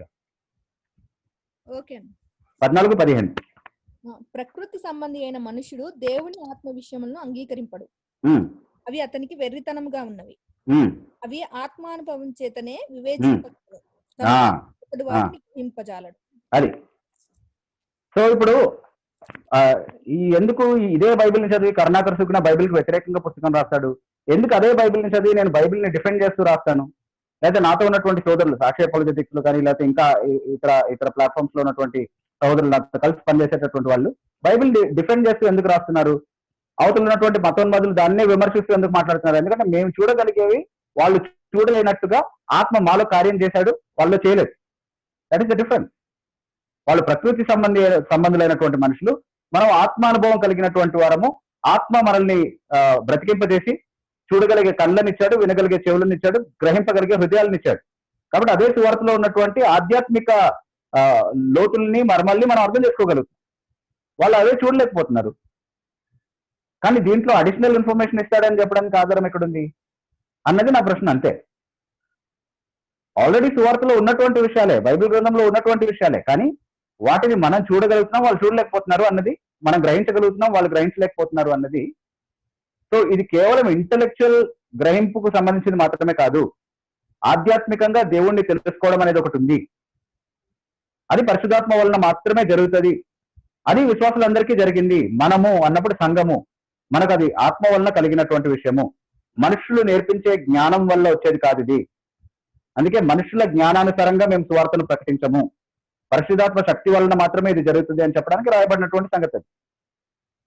అంతేగాని దాన్ని పట్టుకొని లేదు నేను మళ్ళీ సేమ్ థింగ్ అంటే ప్రతిరోజు నేను తీసుకోవాల్సినటువంటి నిర్ణయాల్లో నేను ఎక్కడికి వెళ్ళాలో పరిశుద్ధాత్మ చెప్తాడు, నాకు చూపిస్తాడు, నాకు వినిపిస్తాడు, నా హృదయానికి గోచరం అయ్యేలా చేస్తాడు అని చెప్పడానికి రాసినటువంటి సందర్భం కానే కాదు. అది వాక్య వక్రీకరణ అవుతుంది. ఎందుకంటే అక్కడ ఉన్నటువంటిది ఒక ప్యూర్లీ ఒక కాంటెక్స్ట్ లో చదువుతున్నాం. మొదటి నుంచి కూడా మొదటి అధ్యాయం నుంచి కాంటెక్స్ట్ స్టార్ట్ అవుతుంది. యాక్చువల్లీ మొదటి కొరింథీ పత్రిక మొదటి అధ్యాయం నుంచి 23వ వచనము అక్కడి నుంచి మనం చదువుకుంటూ వస్తే 21వ వచనం నుంచి కూడా మనం చదువుకుంటూ వస్తే సిలువను గురించిన సమాచారము ఈ లోక సంబంధులైనటువంటి వారికి వెర్రితనం, నశించే వారికి వెర్రితనం. కానీ మనకైతే దేవుని యొక్క జ్ఞానంగా ఉంది. అది మనకు దేవుని శక్తిగా కనబరచబడింది.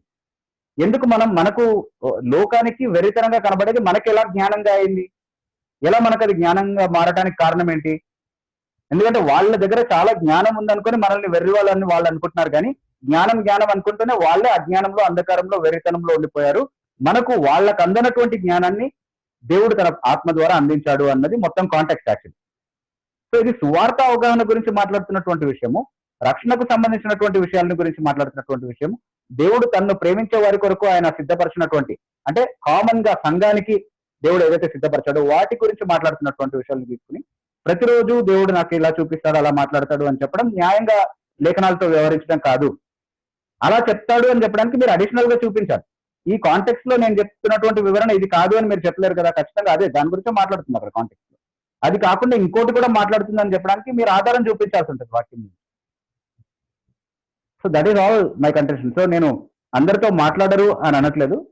అందరితో పరిశుద్ధాత్మ దేవుడు ఈ విధంగా చేయడు, విశ్వాసులందరికీ చూపించడు, వినిపించడు, హృదయానికి గోచరమయ్యేలా చేయడు అని అనట్లేదు. కానీ ఏం వినిపిస్తున్నాడు, ఏం గోచరమయ్యేలా చేస్తున్నాడు, ఏం చూపిస్తున్నాడు అన్నది ప్రశ్న. సో ఆ కాంటెక్స్ట్ లో చాలా క్లియర్ గా దానికి మనకు ఆన్సర్ కనబడతా ఉంది. Okay, so I hope that makes sense. Okay అన్న. Yeah thank you. యా అన్నా, నేను శ్యామ్ను. సామ్ ఏం లేదన్నా, అయితే అవిశ్వాసం మీరు చెప్పింది ఓకే, బయలుపరచలేదు ఓకే. అయితే వాక్యంలో చూస్తే మరి 1 Corinthians 14th చాప్టర్ ఓకే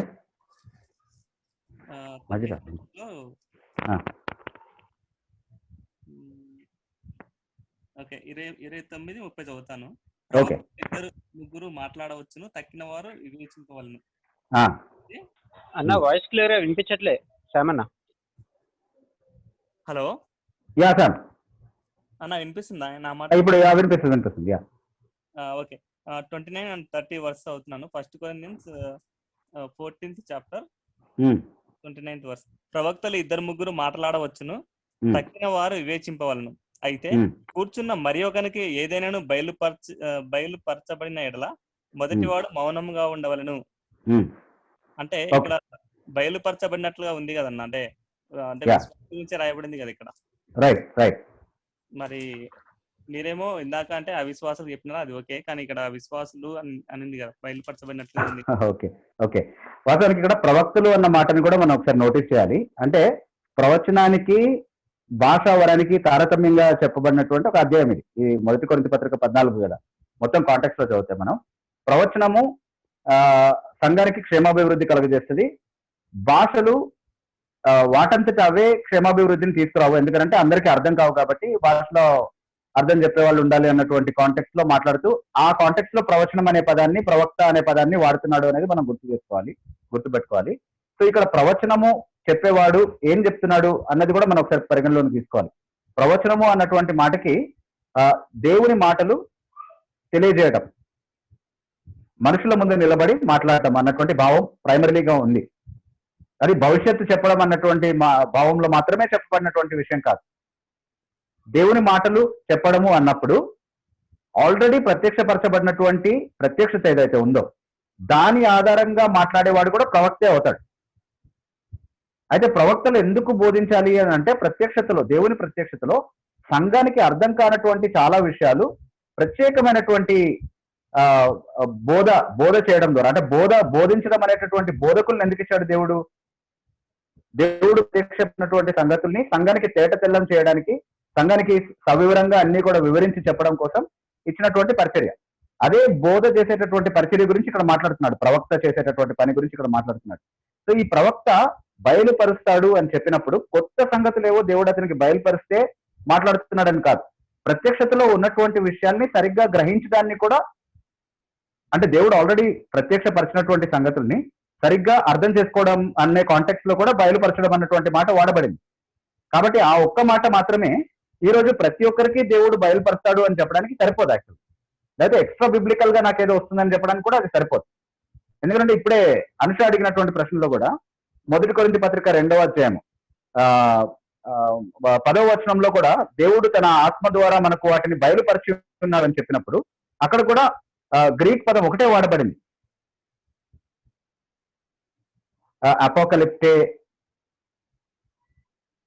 అపోకలిప్సన్ అని ఉందనుకుంటా. కొంచెం వేరియేషన్, అంటే it's variant of the same word basically ఈ రెండు సందర్భాల్లో కూడా గ్రీక్ లో.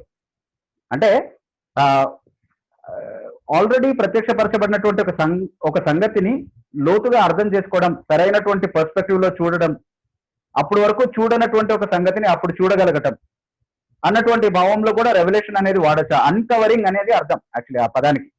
అపోకలిప్టస్ అనేటటువంటి పదానికి దాన్ని ఎలాంటి వేరియేషన్ లో వాడినా సరే అన్కవరింగ్ అంటే మూయబడిన ఒక విషయాన్ని తెరిచి చూపించడం, విప్పి చూపించడం అన్నటువంటి భావంలో చెప్పబడింది. దానికి కొత్త ప్రత్యక్షత రావాల్సినటువంటి అవసరం లేదు. కొత్తగా ఏదో ప్రత్యక్షపరచబడింది అది తెలియజేస్తున్నాడు అని చెప్పడానికి అది సరిపోదు. ఎందుకంటే మిగతా కాంటెక్స్ట్ లో కూడా, అంటే ఆల్రెడీ ఉన్నదాన్ని ఇంకా విపులీకరించడము అన్నటువంటి కాంటెక్స్ట్ లో కూడా ఆ పదం వాడబడింది. కాబట్టి దాన్ని ఆధారం చేసుకుని ఇండిపెండెంట్ ఆఫ్ అపోజిల్స్ కూడా ఎక్స్ట్రా బిబ్లికల్ రెవల్యూషన్ వస్తుంది అని చెప్పడానికి ఆ ఒక్క వచనం మాత్రం సరిపోదు. అయితే పాల్ పాయింట్ ఏంటి అంటే, పౌలు ఏం చెప్తున్నాడంటే అక్కడ ఒక వ్యక్తి బోధిస్తున్నప్పుడు ఇంకొక లాగండి, మీకు ఏదైనా మీరు కూడా కొత్త సంగతి ఏదైనా బోధించాలనుకుంటే, కొత్త సంగతి అంటే మళ్ళీ కొత్తగా ప్రత్యక్షపరచబడింది కాదు, సంఘానికి తెలియాల్సినటువంటి సంగతులు విపులీకరించి మీరు చెప్పాల్సినటువంటి సంగతులు ఏవైతే ఉన్నాయో దేవుని ప్రత్యక్షత నుండి, వాటిని మీరు ఒకవేళ చెప్పాలనుకుంటే మీరు క్రమాన్ని పాటించాలి అని చెప్పడం కోసం చెప్పినటువంటి మాట. ఒకళ్ళు బోధిస్తున్నప్పుడు ఇంకొకళ్ళు అడ్డుబడి బోధించకండి, ఒకళ్ళు భాష మాట్లాడినప్పుడు ఇంకొకళ్ళు అడ్డుబడి భాషలో మాట్లాడకండి అని చెప్పడానికి చెప్పినటువంటి విషయం అన్నమాట.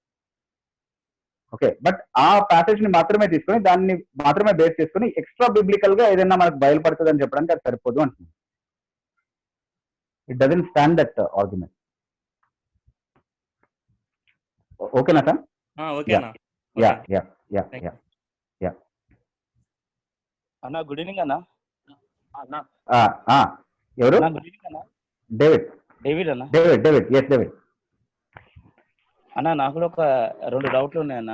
ఓకే అన్న, అది యోహాను సువార్త 14:12 నేను తండ్రి యొద్దకు వెళుచున్నాను గనుక నేను చేయు క్రియలు నా యందు విశ్వాసముంచు వాడును చేయును, వాటికంటే మరి గొప్పయో అతడు చేయునని మీతో నిశ్చయముగా చెప్తున్నాను.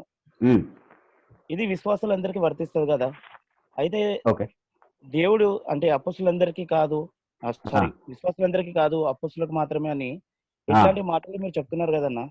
మరి పరిశుద్ధాత్ముడు అందరికి ఇచ్చాడు కదా, అందరి ద్వారా దేవుడు గొప్ప కార్యాలు చేస్తాడు కదా, అందరికీ కాదు అని మీరు ఎట్లా అంటున్నారు అన్న?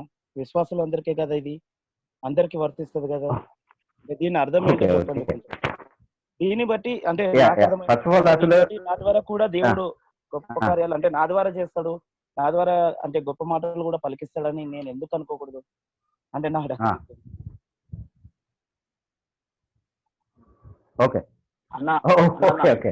ఓకే. సో గొప్ప మాటలు పలకడాన్ని కూడా దాంట్లో కలిపేసేవారు అనమాట.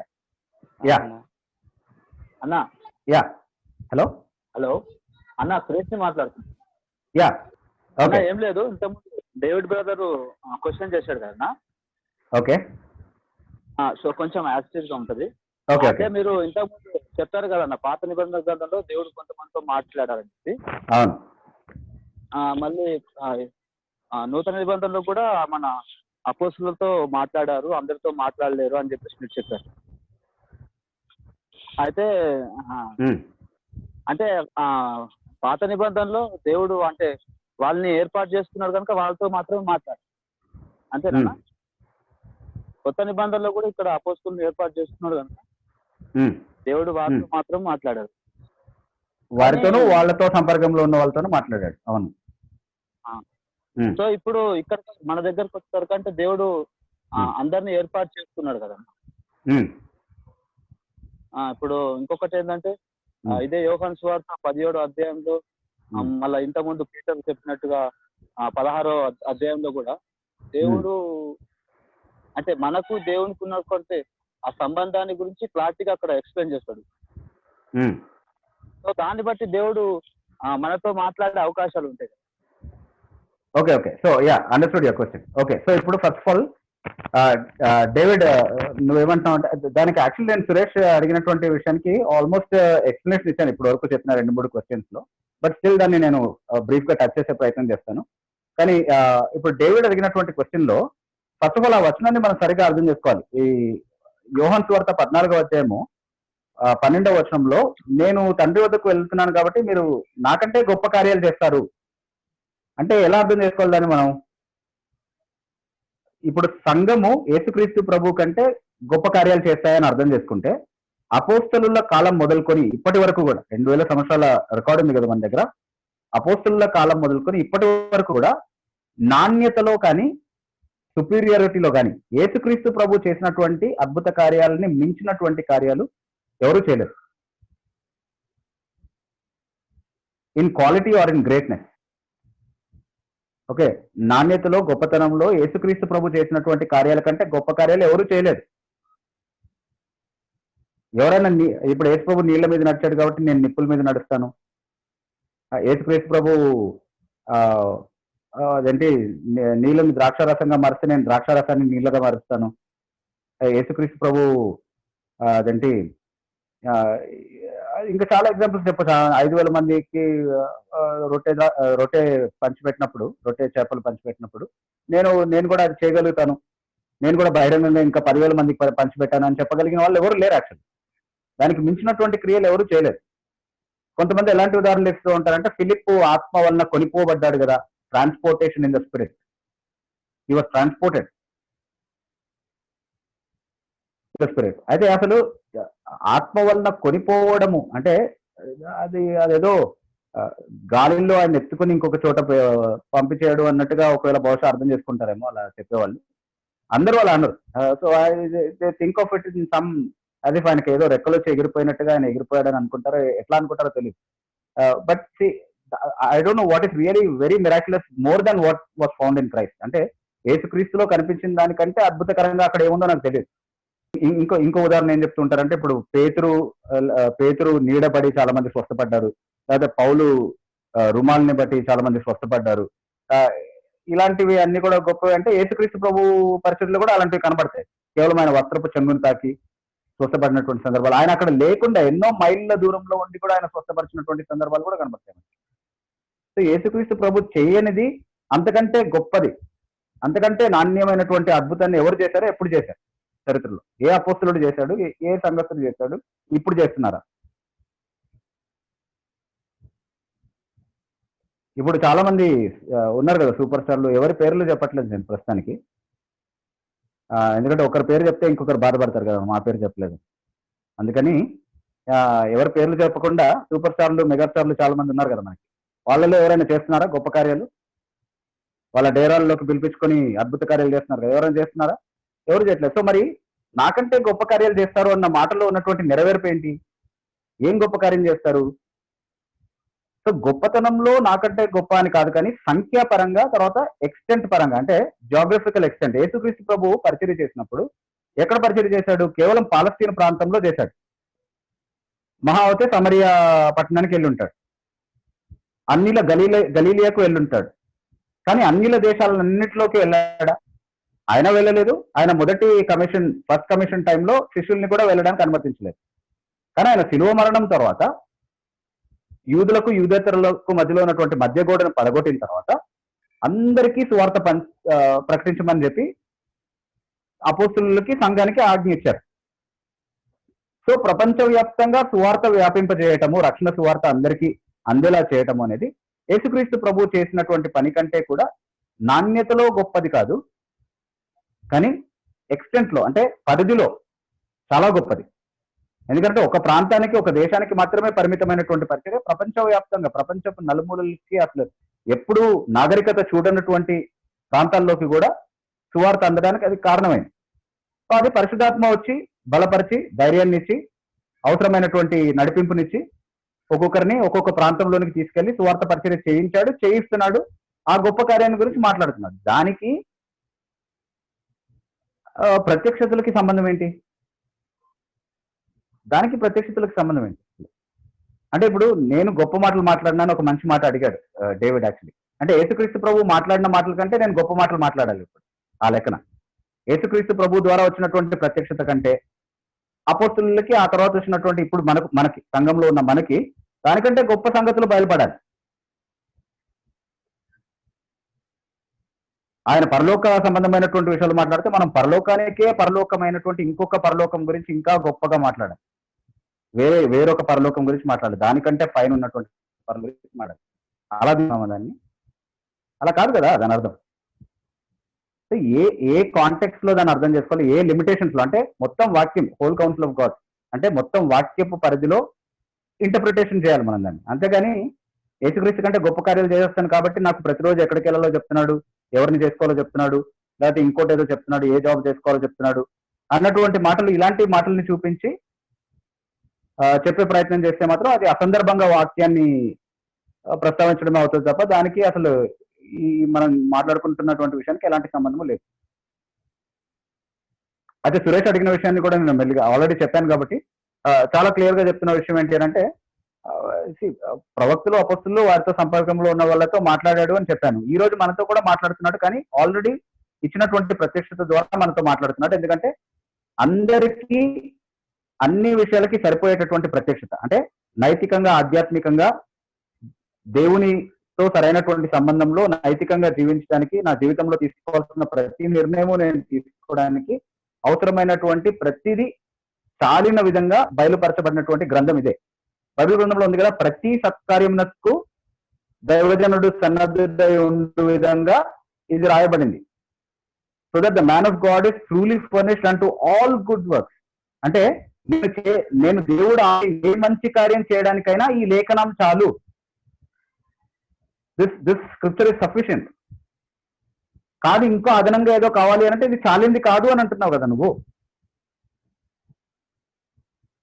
అంటే దేవునికి సంబంధించినటువంటి విషయానికి, రక్షణకి సంబంధించినటువంటి విషయానికి మాత్రమే వాక్యం పరిమితం, మిగతా విషయాలన్నీ కూడా నాకు పరిశుద్ధాత్మ ద్వారా వస్తాయి అని చెప్పి కొంతమంది ఎలాంటి ఎగ్జాంపుల్స్ ఇస్తారు అంటే, ఇప్పుడు బైబిల్లో కంప్యూటర్ గురించి ఉందా, బైబిల్లో రాకెట్ గురించి ఉందా, లేదు. సో బైబిల్లో అన్ని లేవు కదా, అందుకే బైబిల్ సంపూర్ణమని చెప్పకూడదు అని అంటే నేను అడిగేది ఏంటి అని అంటే, మరి సరే బైబిల్లో కంప్యూటర్ గురించి లేదు, రాకెట్ గురించి లేదు, కాబట్టి బైబిల్ సంపూర్ణమైనది కాదు, పరిశుద్ధాత్మ దేవుడు వచ్చి బయలుపరుస్తాడు. సో మరి పరిశుద్ధాత్మ బయలుపాటు వల్ల మనం కంప్యూటర్ ని రాకెట్ ని ఇన్వెంట్ చేస్తున్నామా, కనిపెట్టామా? పరిశుద్ధాత్మ బయలుపాటు వల్ల మనం సైన్స్ అండ్ టెక్నాలజీని డెవలప్ చేసుకున్నామా? ఖచ్చితంగా అన్ని దైవాధీనం వల్ల, దేవుడు ఇచ్చినటువంటి జ్ఞానం వల్లనే అందరూ చేస్తున్నారు. నాస్తికులైనటువంటి సైంటిస్టులు ఉన్నటువంటి వాళ్ళు కూడా ఉన్నారు, వాళ్ళు కనిపెట్టినటువంటి విషయాలు కూడా ఉంటాయి, అన్ని ఉన్నాయి. అన్ని వాక్స్ ఆఫ్ లైఫ్ నుంచి వచ్చినటువంటి సైంటిస్ట్ ఉన్నారు, వాళ్ళు సైన్స్ అండ్ టెక్నాలజీని డెవలప్ చేస్తున్నారు. వాళ్ళు కూడా వాళ్ళ సొంత సామర్థ్యం కాదు, దేవుడు ఇచ్చినటువంటి జ్ఞానాన్ని బట్టే చేస్తున్నారు. కానీ అది ప్యూర్లీ ఈ లోకానికి సంబంధించినటువంటి, ఈ లోకానికి ఉపయోగపడేటటువంటి జ్ఞానం, అది ప్రత్యక్షత కాదు. దేవుడు బయలుపరుస్తాడు అని దేని గురించి మనం మాట్లాడాము ఇక్కడ, ఆ పరిధిలోకి వచ్చేటటువంటి అంశం కాదు ఇది. ఆధ్యాత్మికతకు నైతికతకు చాలింది బైబిల్, నా ప్రతి నిర్ణయానికి సంపూర్ణంగా చాలింది బైబిల్ అని మాట్లాడుతున్నప్పుడు డిస్కషన్ ని తప్పుద్రోవ పట్టించేటటువంటి అలాంటి డిస్కషన్స్ తీసుకురావడం అనేది న్యాయమైనటువంటి విషయం కాదు. అందరూ అలా చేస్తున్నారు అనట్లేదు, అవతల ఉన్న వాళ్ళందరూ కూడా అలా చేసే కొందరు ఉన్నారు, వాళ్ళ కోసం చెప్తున్నాను. ఎవరికి అప్లై అవుతుందో వాళ్ళు మాత్రమే తీసుకోవాలి. నా మాటలన్నీ కూడా ఇదిగో నన్నే అంటున్నాడని ఎవరు పర్టికులర్ గా తీసుకోవాల్సినటువంటి అవసరం లేదు. If the glove fits you can wear it. I'm not speaking about everybody with broad brush. Okay, I'm not painting everybody with broad brush. Yeah yeah అన్న, ఇంకో డౌట్ ఉందన్న. ఇద్దరు మాట్లాడుతున్నారు అన్న. డేవిడ్ శ్రీనివాస్ నీ దగ్గరకు వస్తాను. డేవిడ్ ఆల్రెడీ మాట్లాడుతున్నాడు కాబట్టి I will just finish off with him and I will come to you. Okay David, is that okay? Okay Srinivas. Second one అన్న. యా యా యా అన్న, ఇప్పుడు దేవుడు బైబిల్ ద్వారా మాత్రమే మాట్లాడతాడు అని మనం చెప్తే, దేవుని యొక్క గీత గీసి బాక్స్ లో పెట్టినట్టు అవుతుంది కదన్న. దేవుని శక్తిని మనము అదే పరిమితం చేసినట్ట. అంటే దేవుడు ఇట్లనే మాట్లాడాలా, బైబిల్ ద్వారానే మాట్లాడాలా, ఇంకొకలాగా అంటే మాట్లాడకూడదు దాన్ని, అంటే మనం దేవుని బాక్స్ లో పెట్టినట్లు అవుతుంది కదా, ఇట్లా మనం చేయొచ్చా? ఓకే, అట్లా చేయకూడదు కదా. సో అయితే చాలా మంచి ప్రశ్న అడిగాడు డేవిడ్. అసలు దేవుడిని ఒక బాక్స్ లో పెట్టినట్టు కాదా, బైబిల్ ద్వారా మాత్రమే మాట్లాడుతున్నాడు అంటే ఒక్క మాధ్యమం ద్వారా మాత్రమే దేవుడు మాట్లాడుతున్నాడు, దీని పరిధిలోనే దేవుడు మాట్లాడతాడు అని అంటే దేవుని సార్వభౌమాధికారాన్ని మనం లిమిట్ చేస్తున్నట్టు కాదా, ఆయన ఇలాగే మాట్లాడాలా, ఇంకోలాగా మాట్లాడలేడా అన్న ప్రశ్నలు వస్తున్నాయి. కాబట్టి ఈ నేపథ్యంలో నువ్వు అడిగిన ప్రశ్న చాలా ఉపయోగకరమైనటువంటి ప్రశ్న. ఆయన మాట్లాడలేడు అన్నది మన పాయింట్ కాదు, దేవుని సార్వభౌమాధికారాన్ని మనం లిమిట్ చేస్తున్నాం అన్నది కూడా మన పాయింట్ కాదు. ఇప్పుడు నేను అలాంటిది ఇంకొక ఉదాహరణ చెప్తాను. ఏసుక్రీస్తులో మాత్రమే నీకు రక్షణ ఉంది, ఏసుక్రీస్తు అన్నటువంటి ఏకైక మార్గం ద్వారానే దేవుడు రక్షణలోనికి నిన్ను నడిపిస్తాడు, ఏసుక్రీస్తులో ఉన్నవారు మాత్రమే దేవుని చేత సమాధానపరచబడినటువంటి వారు, ఏసుక్రీస్తు కాకుండా ఇంకొక మార్గము లేదు నువ్వు రక్షించబడడానికి అంటున్నాను నేను. నువ్వు ఒప్పుకుంటావా డేవిడ్ దీనికి? డేవిడ్ నువ్వు ఒప్పుకుంటావా? Hello David, I there? David, యేసుక్రీస్తు మాత్రమే మార్గమా, ఇంకా వేరే చాలా మార్గాలు ఉన్నాయా? All roads lead to Rome, మనం ఏ మార్గం ద్వారా అయినా వెళ్ళిపోవచ్చు అని అనుకున్నామా? లేదన్నా, జాన్ 14:6 నమ్ముతున్నావా? ఓకే, సో యేసుక్రీస్తు మాత్రమే మార్గం అయినప్పుడు మరి ఎందుకలా దేవుడిని బాక్స్ లో పెడుతున్నాం మనం? అంటే ఇంకో మార్గం ద్వారా దేవుడు రక్షించలేడా? We should not put God in a box. Why are we limiting God? అంటే నువ్వు ఇలాగే రక్షించాలి, యేసుక్రీస్తులోనే రక్షించాలని మనం ఎందుకు చెప్పాలి అంటే, వాక్యం చాలా స్పష్టంగా యేసుక్రీస్తులో మాత్రమే మార్గం ఉంది అని చెప్తున్నాడు నడవడానికి. మీరు నడవాల్సిన త్రోవ ఈ వాక్యంలో బయలుపరచబడినటువంటి ఈ త్రోవ అని దేవుడు చాలా స్పష్టంగా చెప్తున్నాడు. ఈ రెండు విషయాల్లో మనకు వచ్చిన ఇబ్బంది ఏంటి? ఇదే త్రోవ కాబట్టి దీంట్లోనే నడుద్దాము, యేసుక్రీస్తు మాత్రమే మార్గం కాబట్టి దాని ద్వారానే, ఆ మార్గం ద్వారానే దేవుని దగ్గరకు వద్దాం మనం. దేవుడు తనను తాను లిమిట్ చేసుకుని ఆథెంటికేషన్ కోసం, అంటే ఇలా చేస్తేనే నేను చేసినట్టు అని మీరు గుర్తించడం కోసం దేవుడు తనకు తాను ఒక పరిమితి విధించుంటే, ఈ మార్గంలో వస్తేనే నాతో సమాధాన పడినట్టు అని యేసుక్రీస్తు గురించి మాట్లాడుతూ, ఈ మాధ్యమం ద్వారా నేను చెప్పినటువంటి విషయాలకు మీరు లోబడి జీవిస్తేనే నా ప్రత్యక్షతకు, నా చిత్తానికి మీరు లోబడి జీవించినట్టు అని దేవుడు ఒక పరిమితిని మనకు పెడితే, అది దేవుణ్ణి మనం బాక్స్ లో పెట్టినట్టు ఎందుకు అవుతుంది? God himself has given us that limitation so that అంటే ఆ పరిమితిని దేవుడే మనకు చూపించి ఎలా మనం ప్రామాణీకరించుకోవాలి, దేవుడే మాట్లాడుతున్నాడా, దేవుడే కార్యం చేస్తున్నాడా, దేవుడు దీన్ని ఆమోదిస్తున్నాడా అన్నటువంటి విషయాలు ఎలా తెలుసుకోవాలో దానికి ప్రామాణీకరణకు అవసరమైనటువంటి ఒక స్కేల్ ని దేవుడు మనకి ఇచ్చాడు. అది దేవుడిని బాక్స్ లో పెట్టడం ఎందుకు అవుతుంది అన్నది మిగతా విషయాలకు కూడా అది ఎందుకు వర్తించదో ఆలోచించి తెలుసుకోవాలి. Okay, so that's a good question. David, Srinivas, you had something to say? Yes, Anna. Yeah. And I want to read some scripture. Yeah. సామెతలు 3వ అధ్యాయము 5వ వచనము 6-7. సామెతలు 3:5-6. నీ స్వబుద్ధిని ఆధారం చేసుకొనక నీ పూర్ణ హృదయముతో యెహోవాయందు నమ్మక ఉంచుము. ఈ ప్రవర్తన అంతటి యందు ఆయన అధికారమునకు ఒప్పుకొనము. అప్పుడు ఆయన నీ త్రోవలను సరళము చేయను. ఇంగ్లీష్ లో trust in the lord with all దైన్ heart and lean not unto thine own understanding. In all thy ways acknowledge him and he shall direct thy path. అయితే ఇది నేను ఏ విధంగా అంటే అర్థం చేసుకోవాలన్నా, ఇప్పుడు క్లియర్ గా trust in the lord in all దై వేస్ అక్నాలెడ్జ్ హిమ్ అని ఉంది. సో నేను మార్నింగ్ లేచిన తర్వాత నేను బురాయిలకు తేవడానికి morning I need to acknowledge him కదా. మరి trust in the lord acknowledge him in all దై పాత్స్ అంటే ప్రతి చిన్న విషయానికి I need to acknowledge him కదా. దేవుని వాక్యం అదే చెప్తున్నది కదా. మరి ఐ షుడ్ అండర్స్టాండ్. యాక్చువల్లీ ప్రతి చిన్న విషయానికి, ప్రతి పెద్ద విషయానికి మనం దేవుని పైన ఆధారపడాలి.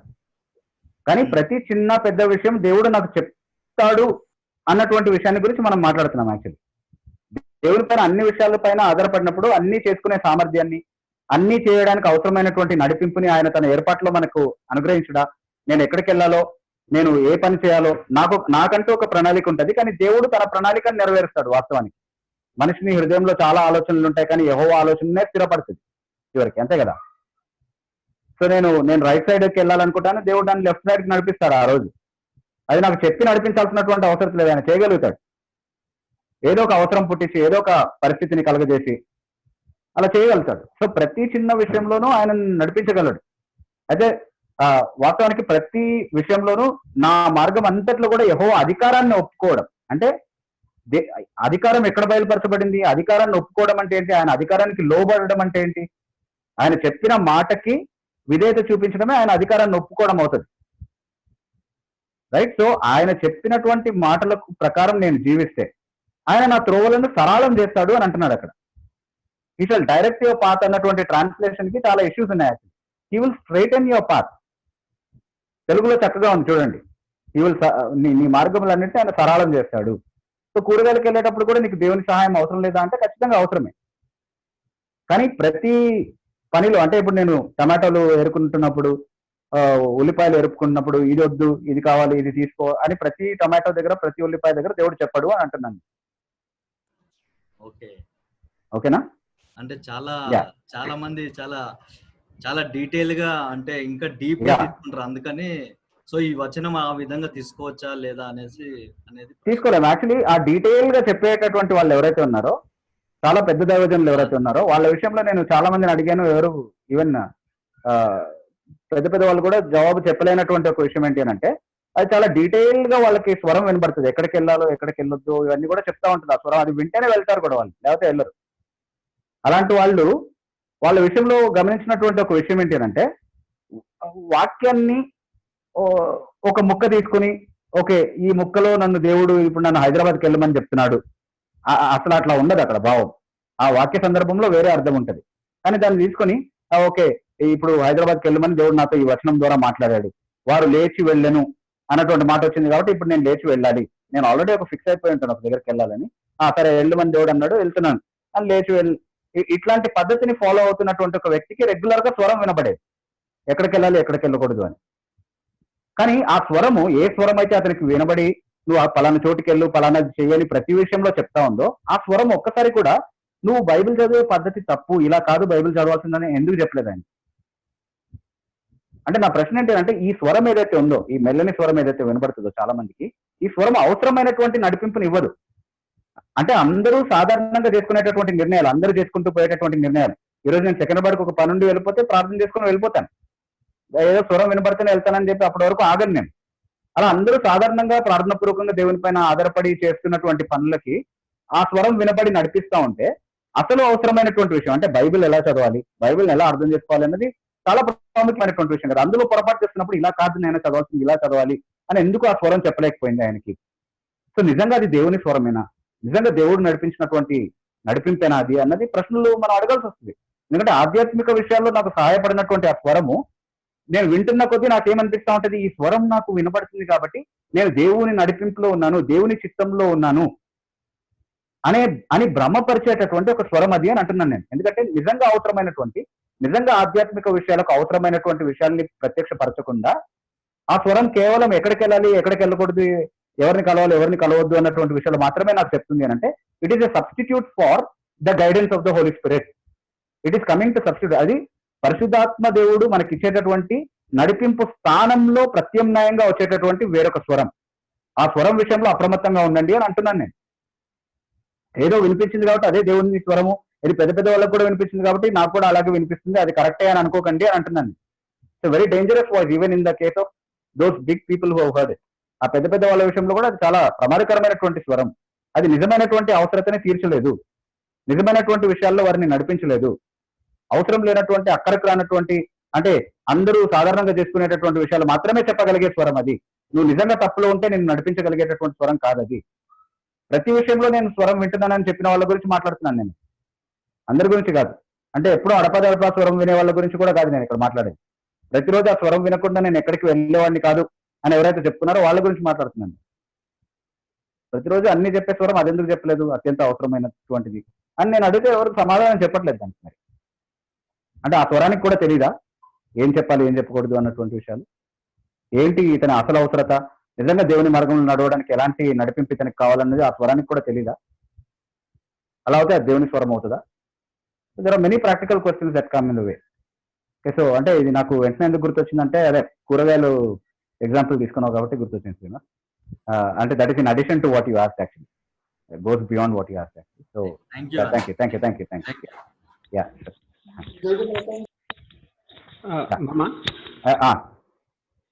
మామ, నాకు 2 క్వశ్చన్స్ ఉన్నాయి మామ, రిలేటెడ్. ఓకే, నా వాయిస్ క్లియర్ గా ఉందా?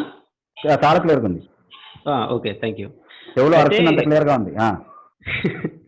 ఓకే, అయితే మొదటి కొరింథీ పత్రికలో అంటే ఆత్మవరాల గురించి మాట్లాడతారు కదా 12వ అధ్యాయంలో. ఓకే, ఆత్మవరాల గురించి మాట్లాడుతూ ప్రాఫెసీ గురించి కూడా మాట్లాడతాడు. అంటే దేవుడు కొందరికి ప్రవచన వరాలు ఇస్తాడు, అలానే కొందరికి భాషల్లో మాట్లాడడము, ఇలా నానా విధాలుగా ఉంటాయని చెప్పేసి చెప్తూ వస్తాడు కదా. అవునవును. ఒకవేళ ప్రాఫెసీ లేదు అంటే దేవుడు ఇది ఇస్తాడు అని ఎందుకు చెప్తాడు బైబిల్లో? ఒకవేళ బైబిల్లో ఇస్తాడు అని చెప్తే అది లేదు అని ఎట్లా చెప్పగలుగుతాం? అది ఒక ప్రశ్న. ఇంకొకటి ఏంటంటే ఇదే ప్రొఫెసర్ ఇది చెప్పిన తర్వాత ఇంకోటి అడుగుతావా? ఓకే మామ, రైట్. ఓకే. సో అయితే ఇందాక నేను చెప్పాను, ఇది ఆల్రెడీ ఏంటి మన శామ్ అడిగినటువంటి ప్రశ్నలో భాగంగా చెప్పాను. అంటే ప్రవచనము అన్నది ఏ భావంలో మనం అర్థం చేసుకోవాలి. ప్రవచన వరము అంటే ప్రత్యేకంగా దేవుని మాటల్ని ప్రజల ముందు నిలబడి తెలియజెప్పగలిగేటటువంటి వరం. అది ఉంది ఇవాళ కూడా. కాకపోతే భవిష్యత్తు చెప్పేటటువంటి, లేకపోతే కొత్త ప్రత్యక్షతలు, బైబిల్లో లేనటువంటి కొత్త విషయాలు చెప్పేటటువంటి కోణంలో ప్రవచనం ఏ విధంగా అయితే ప్రవక్తలకి, అపోస్తులకి ఉపయోగపడిందో ఆ భావంలో ప్రవచనం ఇప్పుడు కొనసాగట్లేదని మాత్రమే చెప్తున్నాము. సో అందులో మనకి ఇబ్బంది ఏమీ లేదు, ప్రవచనం లేదని మనం అనట్లేదు. ఒకసారి ఇది చదివితే మనం వచనం ఎవరైనా తీసి చదువుతారా తెలుగులో? ప్రకటన గ్రంథం 10వ అధ్యాయం 19వ వచనం. 10:19. 10:19 వచ్చాం లేదన్నా? సారీ, 19:10. ఎప్పుడు అదే మిస్టేక్ చేస్తుంటాను. ఓకే, 19:10 కదన్నా? రైట్. అందుకు నేను అతనికి నమస్కారం చేయుటకై అతని పాదముల ఎదుట సాగిలపడగా అతడు వద్దు సుమి, నేను నీతోను యేసును గూర్చిన సాక్ష్యము చెప్పు, నీ సహోదరులతోనూ సహదాసుడను దేవునికి నమస్కారం చేయుము, యేసును గూర్చిన సాక్ష్యము ప్రవచన సారమని నాతో చెప్పాను. యేసును గురించిన సాక్ష్యము ప్రవచన సారము.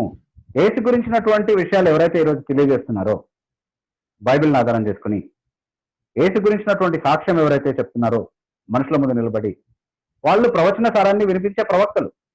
వాళ్ళు ప్రవచించేటటువంటి సామర్థ్యాన్ని వాళ్ళకి పరిశుద్ధాత్మ దేవుడు ఇచ్చాడు. ధైర్యంగా నిలబడి యేసుక్రీస్తు ప్రభు కొరకు సాక్షులుగా ఉండి అనేకులను ఆ ప్రకటన ద్వారా దేవునిలోనికి నడిపించేటటువంటి పరిచర్యను వాళ్ళు చేస్తున్నారు అని చెప్పడంలో నాకు ఎలాంటి ఇబ్బంది లేదు. కానీ దాన్ని కూడా తీసుకొచ్చి ప్రతిదినం దేవుడు నడిపించే నడిపింపు కి సంబంధించి దాన్ని కనెక్ట్ చేసి చూడడం అన్న విషయంతో నాకు ఇబ్బంది ఉంది. ఓకేనా Tony, is that clear? Okay మామ. Okay, the second question. Yeah, అయితే ఇంకో క్వశ్చన్ ఏంటంటే అదే 1 కొరింథీ 14వ అధ్యాయం చివర్లో, అంటే అది వర్స్ 39 మామ. 39లో ఏమని ఉంటుందంటే, కాబట్టి నా సహోదరులారా ప్రవచించుట ఆసక్తితో ఆపేక్షించుడి, భాషలలో మాట్లాడుట ఆటంకపరచకుడి గాని అంటూ చెప్తూ వస్తాడు. అంటే ఇక్కడ కూడా ప్రవచించుట ఆసక్తితో ఆపేక్షించుడి అని అంటున్నాడు కదా. అంటే ఇందాక మీరు చెప్పినట్టు అది కరెక్ట్. అంటే సేమ్ కాంటెక్స్ట్ యాక్చువల్లీ. కానీ కాంట్రాస్ట్ ఎందుకు చూపిస్తున్నాడు అని అంటే భాష వరం గురించి, భాషల గురించి మనం ప్రత్యేకంగా మాట్లాడుకోవచ్చు మళ్ళీ. That's a different topic. So we will not mix up things here. Okay, but ప్రవచనం గురించి ప్రత్యేకంగా మాట్లాడుతున్నాడు. ఎందుకు దాన్ని అపేక్షించమని అంటున్నాడు? మొత్తం కాంటెక్స్ట్ అర్థం కావాలి మనకి. అక్కడ భాషా వరానికి ఎక్కువ ప్రాధాన్యత ఉన్నట్టుగా కనబడతా ఉంది, కానీ దానివల్ల ప్రయోజనం ఏంటి అంటున్నాడు పౌలు మొత్తం అధ్యాయంలో. దానివల్ల ప్రయోజనం పొందాలంటే అర్థం కావాలి కదా జనాలకి. కాబట్టి భాష కాదు, నిజంగా క్షేమాభివృద్ధి కలుగజేసేది ప్రవచనం. కాబట్టి ప్రవచించే వరం కోసం అందరూ దేవుణ్ణి అపేక్షించండి, ఆ వరంలో మిమ్మల్ని దేవుడు బలపరిచి వాడుకోవాలని మీరు కోరుకోండి అని అంటున్నాడు.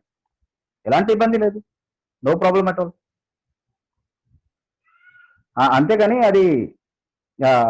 అదేంటి కొత్త ప్రత్యక్షతల్ని పరలోకం నుండి పొందుకునేటటువంటి ఒక విధానం గురించి మాట్లాడట్లేదు అన్నది చాలా క్రిస్టల్ క్లియర్. అంటే మిగతా ప్యాసేజెస్ నుంచి కూడా మనం చూస్తూ వచ్చాం కాబట్టి అన్నిటినీ మిక్సప్ చేసి అదిగో అట్లా ఉంది, పౌల్తో అలా మాట్లాడాడు, లేకపోతే ఇంకొకరితో ఇలా మాట్లాడాడు, ఫిలిప్తో ఇలా మాట్లాడాడు, కాబట్టి నాతో కూడా అట్లాగే మాట్లాడతాడు, నాకు కొత్త విషయాల్ని దేవుడు బయలుపరుస్తాడు, ప్రత్యక్షపరుస్తాడు అన్నటువంటి విషయాలు ఎలా చూడాలో నేను చెప్పాను ఆల్రెడీ. అది ప్రవక్తలకి, అపోస్తలులకి పరిమితమైనటువంటి విషయం. అలాగే మనం చూస్తా ఉన్నాం, ఆ ప్యాటర్న్ ని ఎక్కడ వైలేట్ చేయలేదు దేవుడు. పాత నిబంధనలో అయినా కొత్త నిబంధనలో అందరిలో ఉండడానికి పరిశుద్ధాత్మ అనుగ్రహించబడతాడు అన్నటువంటి కొత్త నిబంధనలో కూడా అందరితో ఆయన ఆ విధంగా ప్రవక్తలతో, అపోస్తలులతో మాట్లాడిన విధంగా మాట్లాడినట్టుగా దాఖలు లేదు. Only with select few he did that. మిగతా వాళ్ళతో ఆయన సాక్ష్యం ఇస్తున్నాడు అన్నప్పుడు ఆ కాంటెక్స్ట్ లోనే ఎలా సాక్ష్యం ఇస్తాడు, ఎలాంటి నడిపింపునిస్తాడు అన్నటువంటి విషయాలు ఆ కాంటెక్స్ట్ లోనే చాలా క్లియర్ గా అర్థమవుతా ఉంది. కాబట్టి అందరికీ కొత్త ప్రత్యక్షతలు వస్తాయని చెప్పడానికి ఎలాంటి ఆధారం లేదు. వాస్తవానికి అది అపోస్తలులతోనే ఎండ్ అయిపోయింది. కొత్త ప్రత్యక్షతలు రావడం అనేది అపోస్తలీయ పరిచర్యతో ముగించింది.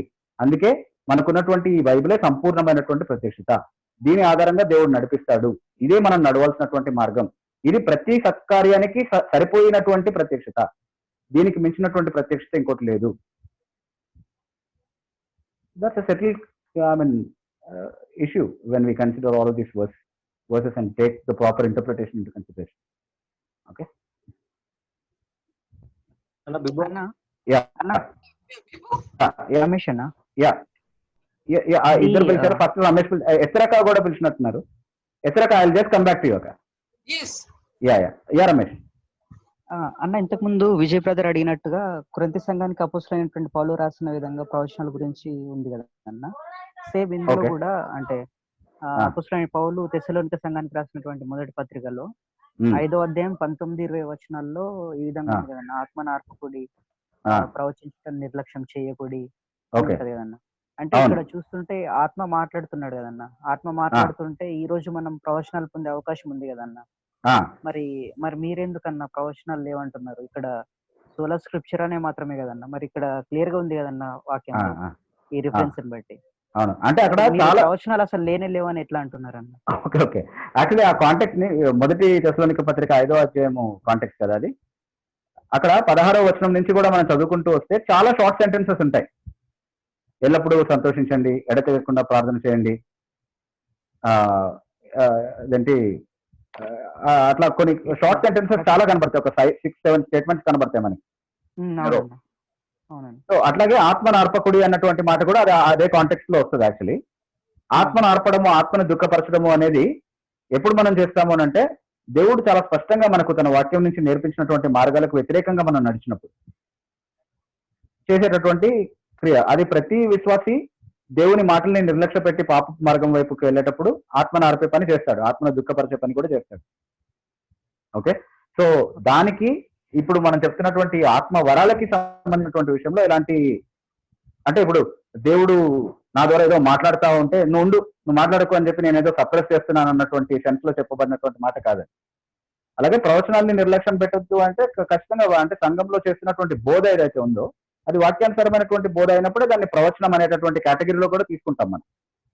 అది వాక్యానుసరమైన బోధ కాకపోతే అది అసలు ప్రవచనం అనే కేటగిరీలోకే రాదు, అది దేవుని మాట కాదు కాబట్టి, యేసుక్రీస్తు గురించినటువంటి సాక్ష్యంతో కన్సిస్టెంట్ గా లేదు కాబట్టి. కానీ ప్రవచనము అని దేన్నైతే పిలవగలుగుతామో వాక్యపు నిర్వచనం పరిధిలో దాన్ని మనం నిర్లక్ష్య పెట్టొద్దు, దాన్ని అంగీకరించాలి, దాని ప్రకారం జీవించాలి, ఏం ఇబ్బంది లేదు అక్కడ కూడా.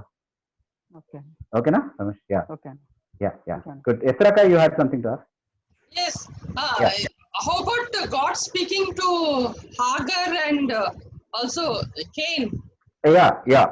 I mean, here there was no prophet that was exalted, and it was not under the purview of a prophet, right?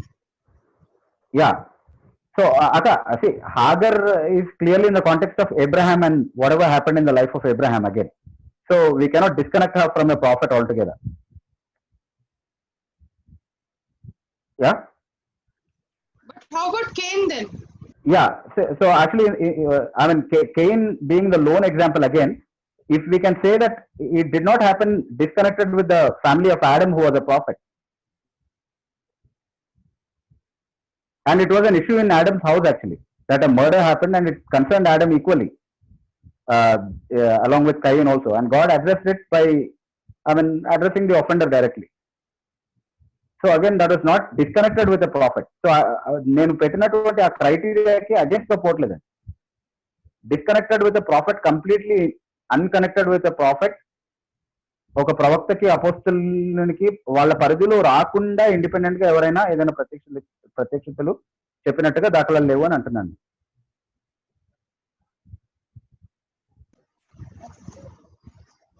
And even Job also, right? Job. Job is a prophet. Yeah. Job is a prophet. There's one more question. Yeah. I mean, we see this lot of tribal people also come to know the Lord. Lot of people who are illiterates. Yeah. Would not read, would not be able to read and write. So sometimes there's no Bible also in the language. Yes. So there's so many instances like that, and even they actually do the right things, and they say that God is leading and all that. And so how do we take that then? Yeah. So Aka, shall I put your question in Telugu so that it will be beneficial to all? Yes. You're comfortable, right? Even if I speak in Telugu. Yes, I can understand. Yeah. Okay. So అక్క ఏమడుతున్నారంటే, ఇప్పుడు చదువుకున్నటువంటి ప్రాంతాల్లో చాలా మంది ఉంటారు. So చదువుకున్నటువంటి ప్రాంతాల్లో ఉన్నటువంటి వాళ్ళకి బైబిల్ తెలియదు కదా. సో అయినప్పటికీ వాళ్ళు బైబిల్ అనుసారమైనటువంటి నియమాలు చాలా నేర్చుకుంటారు. సో వాళ్ళు కూడా బైబిల్ కి తగినటువంటి నియమాలు, బైబిల్ అనుసరించినటువంటి నియమాలు నేర్చుకుంటున్నారు. ఎలా నేర్చుకుంటారు? సువార్త వాళ్ళకి అందినప్పుడు పరిశుద్ధాత్మ వాళ్ళలో అంటే కార్యం చేయడం ప్రారంభిస్తాడు. కాబట్టి బైబిల్లో ఉన్నటువంటి నియమాలు, అంటే వారి హృదయంలో నేను నా ధర్మశాస్త్రాన్ని రాస్తాను అన్నది కొత్త నిబంధనలో కూడా దేవుడు ఇచ్చినటువంటి వాగ్దానం వాస్తవానికి. సో అంటే పరిశుద్ధాత్మ ఏం రాస్తాడు? ఆల్రెడీ వాక్యంలో ఉన్నటువంటి విషయాలనైనా వాళ్ళకి నేర్పించేది, లేదా అడిషనల్ గా వాక్యంలో లేనటువంటి విషయాలు ఏమైనా వాళ్ళకి నేర్పిస్తున్నాడా? ఆ అవగాహన వాళ్ళకి ఆటోమేటిక్ గా వస్తుంది. సువార్త వైపుకి వచ్చినప్పుడు సువార్త ఆధారితమైనటువంటి నైతికత, సువార్త ఆధారమైనటువంటి విలువలు వాళ్ళు నేర్చుకోగలుగుతున్నారు పరిశుద్ధాత్మ కార్యం చేయడం ద్వారా అని అంటే అది సువార్త ఆధారితమైనదే, మళ్ళీ కొత్త ప్రత్యక్షత కూడా కాదు అది. అయితే అన్ని విషయాలు, అన్ని పరిస్థితుల్లో పరిశుద్ధాత్మ దేవుడు బైబిల్ స్టడీ అవసరం లేకుండా నేర్పిస్తాడు అని మనం అనుకోకూడదు. కానీ బైబిల్ స్టడీ పైన మాత్రమే ఆయన డిపెండ్ అయ్యి లేడు. అంటే నేను వెళ్ళి బైబిల్ చదివి వినిపిస్తేనే పరిశుద్ధాత్మ దాన్ని కమ్యూనికేట్ చేయగలడు, లేకపోతే ఒక వ్యక్తి ఆ విలువలను అర్థం చేసుకుని దాని ప్రకారం జీవించేటట్టుగా చేయలేడు అని నేను కన్క్లూడ్ అవ్వకూడదు అక్కడి నుంచి. కానీ అక్కడ ఉన్నటువంటి మిరాకిల్ ఏంటి అని అంటే, బైబిల్లో నేర్పించబడినటువంటి విలువలే వాళ్ళు నేర్చుకుంటున్నారు సువార్త ఆధారంగా. అది ఎలా జరుగుతుంది అన్నది చాలా గొప్ప విషయం అన్నమాట. సో పరిశుద్ధాత్మ నేర్పిస్తున్నాడు వాళ్ళకి. So it is not an extra biblical communication కదా. మనం కూడా చెప్పేది ఏంటి? పరిశుద్ధాత్మ వాక్యానుసారమైనటువంటి నియమాలు మనకు నేర్పించి నడిపిస్తాడు అని చెప్తున్నాం మనం. సో అంటే ఇండిపెండెంట్ ఆఫ్ టీచింగ్ చేయడం అనేది రూల్ కాదు actually. Independent of Bible teaching and independent of gospel preaching అలా ఆయన చేస్తాడు అన్నది రూల్ కాదు. కానీ బైబిల్లో ఉన్నటువంటి అవే విలువలు ఇంకెవరైనా నేర్చుకుని దాన్ని పాటిస్తున్నారు అని అంటే ఒక విధంగా అది న్యాచురల్ లైట్ కావచ్చు. ఎందుకంటే ఆల్రెడీ కాన్షియన్స్ లో కూడా ధర్మశాస్త్రానుగుణమైనటువంటి నియమాలు దేవుడు రాశాడు, అది అవిశ్వాసుల విషయంలో కూడా చెప్పాడు. సో వాళ్ళు సరైనటువంటి విషయాన్ని అంటే అప్పటి వరకు రక్షణ పొందనటువంటి స్థితిలో ఉన్నప్పుడు వాళ్ళ కాన్షియన్స్ ని వాళ్ళు సప్రెస్ చేసుకొని వాళ్ళకి తెలిసినటువంటి మంచిని చేయకుండా తెలిసినటువంటి చెడును చేసుకుంటూ వెళ్ళారు. కానీ ఇప్పుడు పరిశుద్ధాత్మ వాళ్ళని తిరిగి జన్మింపజేసేటటువంటి కార్యం చేశాడు కాబట్టి వాళ్ళ మనసాక్షుల్ని నూతనపరిచి కేవలం మంచిని మాత్రమే ఎన్నుకుని చెడును త్యజించేటటువంటి వివేచన వాళ్ళకి ఇచ్చాడు అని చెప్పడంలో ఇబ్బంది ఏం లేదు. కానీ అది కొత్త ప్రత్యక్షతలు అన్నటువంటి పరిధిలోనికి రాదు అని అంటున్నాను. ఓకేనాక? Yes. Actually, there is a danger as well here, because when people get accustomed to such type of things, so when you actually take them to the right, understanding and the right reading of the Bible, they would actually be a little hesitant. So మళ్ళీ మనం అక్కడ అడగాల్సింది ఏంటి అని అంటాక, conscience ద్వారా automatic గా వచ్చేటటువంటి అవగాహన ఏదైతే ఉందో, is that a perfect understanding in keeping with the scripture? అన్ని విషయాలు వాళ్ళు నేర్చుకోగలుగుతారంటే నేర్చుకోలేరు అట్లా. కానీ ఎక్సెప్షనల్ సిచ్యువేషన్స్ లో పరిశుద్ధాత్మ దేవుడు బైబిల్ స్టడీకి ఎక్స్పోజ్ అవనటువంటి వాళ్ళలో కూడా ఆ నియమాలు వర్కౌట్ చేయడం అనేది ఆయన బిడ్డల్లో మనం చూస్తామంటే కష్టం చూస్తాం చాలా సందర్భాలు. But that is not extra biblical revolution. I mean, my lone point here is, my only point that I'm trying to endeavor to prove from the scriptures is there any extra biblical communication that is happening? That is not happening, definitely. No. So I think, yeah. So ఇంకోటి ఏంటంటే, the danger involved is always there. ఎందుకంటే exception ని తీసుకుని rule గా చాలా మంది చెప్పే ప్రయత్నం చేస్తున్నారు, లేదా రూల్ గా ఇలా జరుగుతుంది అని వాళ్ళు ఏదైతే వాదించి చెప్పాలని చూస్తున్నారో దాన్ని ప్రూవ్ చేయడానికి ఇలాంటి ఎక్సెప్షన్స్ ని వాడుతూ ఉన్నారు. సో అందుకని డేంజర్ ఉంది యాక్చువల్లీ. ఎందుకంటే ఇప్పుడు సువార్త, ఇప్పుడు చాలా మందికి కళల్లో యేసుక్రీస్తు ప్రభు కనబడి రక్షణలోనికి నడిపించినటువంటి సందర్భాలు ఉన్నాయి అని అంటే, నిజానికి నేను ఏమంటానంటే ఇది హైపర్ కాల్వినిజం కంటే కూడా డేంజరస్ పొజిషన్ యాక్చువల్గా. ఎందుకంటే హైపర్ కాల్వినిస్టులు ఏమంటారు, మీరు వెళ్ళి సువార్త ప్రకటించకండి, మీరు సువార్త ప్రకటించాల్సినటువంటి అవసరం లేదు, దేవుడు ఎలాగో అలాగో వాళ్ళని రక్షించుకుంటాడులే అని అంటున్నాడు. సో ఇప్పుడు కళల ద్వారా దర్శనం ద్వారా దేవుడు ఎట్లాగో తను బయలుపరుచుకుంటాడు కాబట్టి నేను సువార్తగా తీసుకుని ఎందుకలా నా ప్రాణాన్ని పణంగా పెట్టుకుని, నా కుటుంబాన్ని పణంగా పెట్టుకుని, ఏదో ఆటవిక జాతి మధ్యలోకి వెళ్ళి నేను అక్కడ వాళ్ళ మధ్యలో జీవించి అన్నిటిని వదిలేసుకొని వాళ్ళ మధ్యలో ఉండి నేను సువార్త పరిచయం చేయాల్సినటువంటి అవసరం ఏముంది? అంత ఈజీగా సువార్త పరిచయం జరిగిపోతాయి. So this is dangerous than, అంటే మన మిషనరీలందరూ ఏం పని లేకుండా ఊరికనే వచ్చిన వాళ్ళ, వాళ్ళకేం మంచి లైఫ్ స్టైల్స్ లేకుండా, మంచి అవకాశాలు లేకుండా ఇక్కడికి వచ్చారా? దేవా నువ్వు కళ ద్వారా ఎట్లాగో కనపరుచుకుంటావు కదా, దర్శనం ద్వారా పరుచుకుంటావా, అట్లా ఏమని అని ఉండాల్సింది. కాస్త కూస్తో బైబిల్ గురించి కానీ యేసుక్రీస్తు గురించి కానీ తెలిసినటువంటి ముస్లిం రాజ్యాల్లో మాత్రమే ఎందుకు కళల ద్వారా దర్శనాల ద్వారా కనబడుతున్నాడు అనేది కూడా ఇంకొక ప్రశ్న నాకు. ఏదైనా ఆటవిక జాతికి చెందినటువంటి వాళ్ళు, అసలు ఎక్కడ నాగరికత అన్నది వెలుగు చూడనటువంటి ప్రాంతాల్లో ఉన్నటువంటి వాళ్ళు ఎవరైనా బయటకు వచ్చి నాకు యేసు ప్రభు కనబడ్డాడు, మీరు ఎవరికైనా తెలుసా ఆయన అన్నటువంటి దాఖలాలు ఎక్కడైనా ఉన్నాయా? సో అంటే ఎంతవరకు విశ్వసనీయమైనటువంటి ఎక్స్పీరియన్సెస్ అవి అని వెరిఫై చేయడానికి ఇంకా చాలా యాంగిల్స్ లో మనం వాటి గురించి ఆలోచించాలి. సో అంటే కొన్ని ఎక్సెప్షనల్ గా వాళ్ళకి ఏదో కనబడి ఆ ఎక్సెప్షన్స్ ని కూడా కంప్లీట్ గా వెరిఫై చేసేటటువంటి డేటా మనకి ఉండదు, లేకపోతే ఇవ్వరు. ఏదో వాళ్ళకి అనుకూలమైనటువంటి పార్ట్ ని మాత్రమే చెప్పి people who tell that they have come to know the Lord by seeing a dream or something like that. Not necessarily the Hindu, not necessarily from the Muslim community. నేను యాక్చువల్లీ సాధు సుందర్ సింగ్ గారి example తీసుకున్నాను కదా, for example is Hindu. So అయితే అక్కడ మనకి fortunately complete data ఉంది. అది ఎందుకు బయట పెట్టుకున్నారంటే అది బిబ్లికలీ రాంగ్ అవుతుందని బహుశా వాళ్ళు అంచనా వేయలేదు కాబట్టి బయట పెట్టుకున్నారు. అది ఆయన ఎక్స్పీరియన్స్ జెన్యూన్ కాదని మనం కొట్టుపారేయడానికి సఫిషియెంట్ డేటా దొరికింది అక్కడ. మిగతా చోట్లలో డేటా దొరకట్లేదు కాబట్టి మనం సేఫ్ గా చెప్పుకోగలిగే విషయం ఏంటి అని అంటే, మీరు బైబిల్ అనుసారమైనటువంటి విషయాలు నేర్చుకున్నప్పుడు అది ఎలా నేర్చుకున్నారో అన్నది ముఖ్యం కాదు, బైబిల్లో విషయం నేర్చుకున్నారా లేదా అన్నది ముఖ్యం. సో బైబిల్లో ఉన్నటువంటి విషయం నేర్చుకున్నప్పుడు మనకు డిస్ప్యూట్ అని లేదు కదా. బేసికలీ మీరు కూడా ఏమంటున్నారు, బైబిల్లే స్టాండర్డ్ అంటున్నారు మీరు కూడా. సో మనకి ఇబ్బంది ఏం లేదు అక్కడ. కానీ is that the way to verify I mean extra biblical information also? I mean, can we also justify extra biblical revelations on those counts? అంటే no, we can't. Extra biblical గా బైబిల్ కి వెలుపల దేవుడు ఏదైనా మాట్లాడతాడా అంటే నో. మరి interview అంటే బైబిల్ మాత్రమే చెప్పేటటువంటి సూపర్ న్యాచురల్ ఎక్స్పీరియన్సెస్ ఎట్లా చేయాలి అంటే we need more data to know more about those things. So it is safe not to comment on those things అనేది నా ప్రజెంట్ స్టాండ్. సో అయితే ఈ extra biblical super natural experiences చెప్పి అంటే అద్భుతకరమైనటువంటి అనుభవాలు చెప్పి బైబిల్తో పాటుగా దేవుడు ఇంకా నాకు అది చెప్పాడు ఇది చెప్పాడని ఎక్స్ట్రా బిబ్లికల్ గా ఏవైతే చెప్తున్నారో దాన్ని ఈజీగా కొట్టి పారేస్తాను నేను. బికాస్ నీ ఎక్స్పీరియన్స్ కాదు నాకు రూల్, నాకు బైబిల్ రూల్. బైబిల్లో అట్లా దేవుడు మళ్ళీ చెప్తాడని ఎక్కడా లేదు. కాబట్టి అలా ఎవరితో పడితే వాళ్ళతో మాట్లాడుతూ అంటే నువ్వు ప్రవక్త అవ్వాలి, లేకపోతే నీతో అలా మాట్లాడాడు. కాబట్టి అంటే అలా కన్వర్ట్ అయ్యి వచ్చినటువంటి వాళ్ళందరికీ కూడా ప్రవక్త హోదా ఇచ్చేసారు మనం, అపోస్తులుని హోదా ఇచ్చేసారు మనం. అంటే ఈ ప్రవక్తలు అపోస్తులు I don't know how much of time I'm left with still.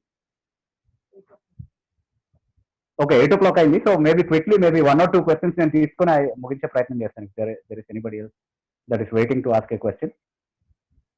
నాకు ఒక ప్రశ్న బిబ్బు గారు.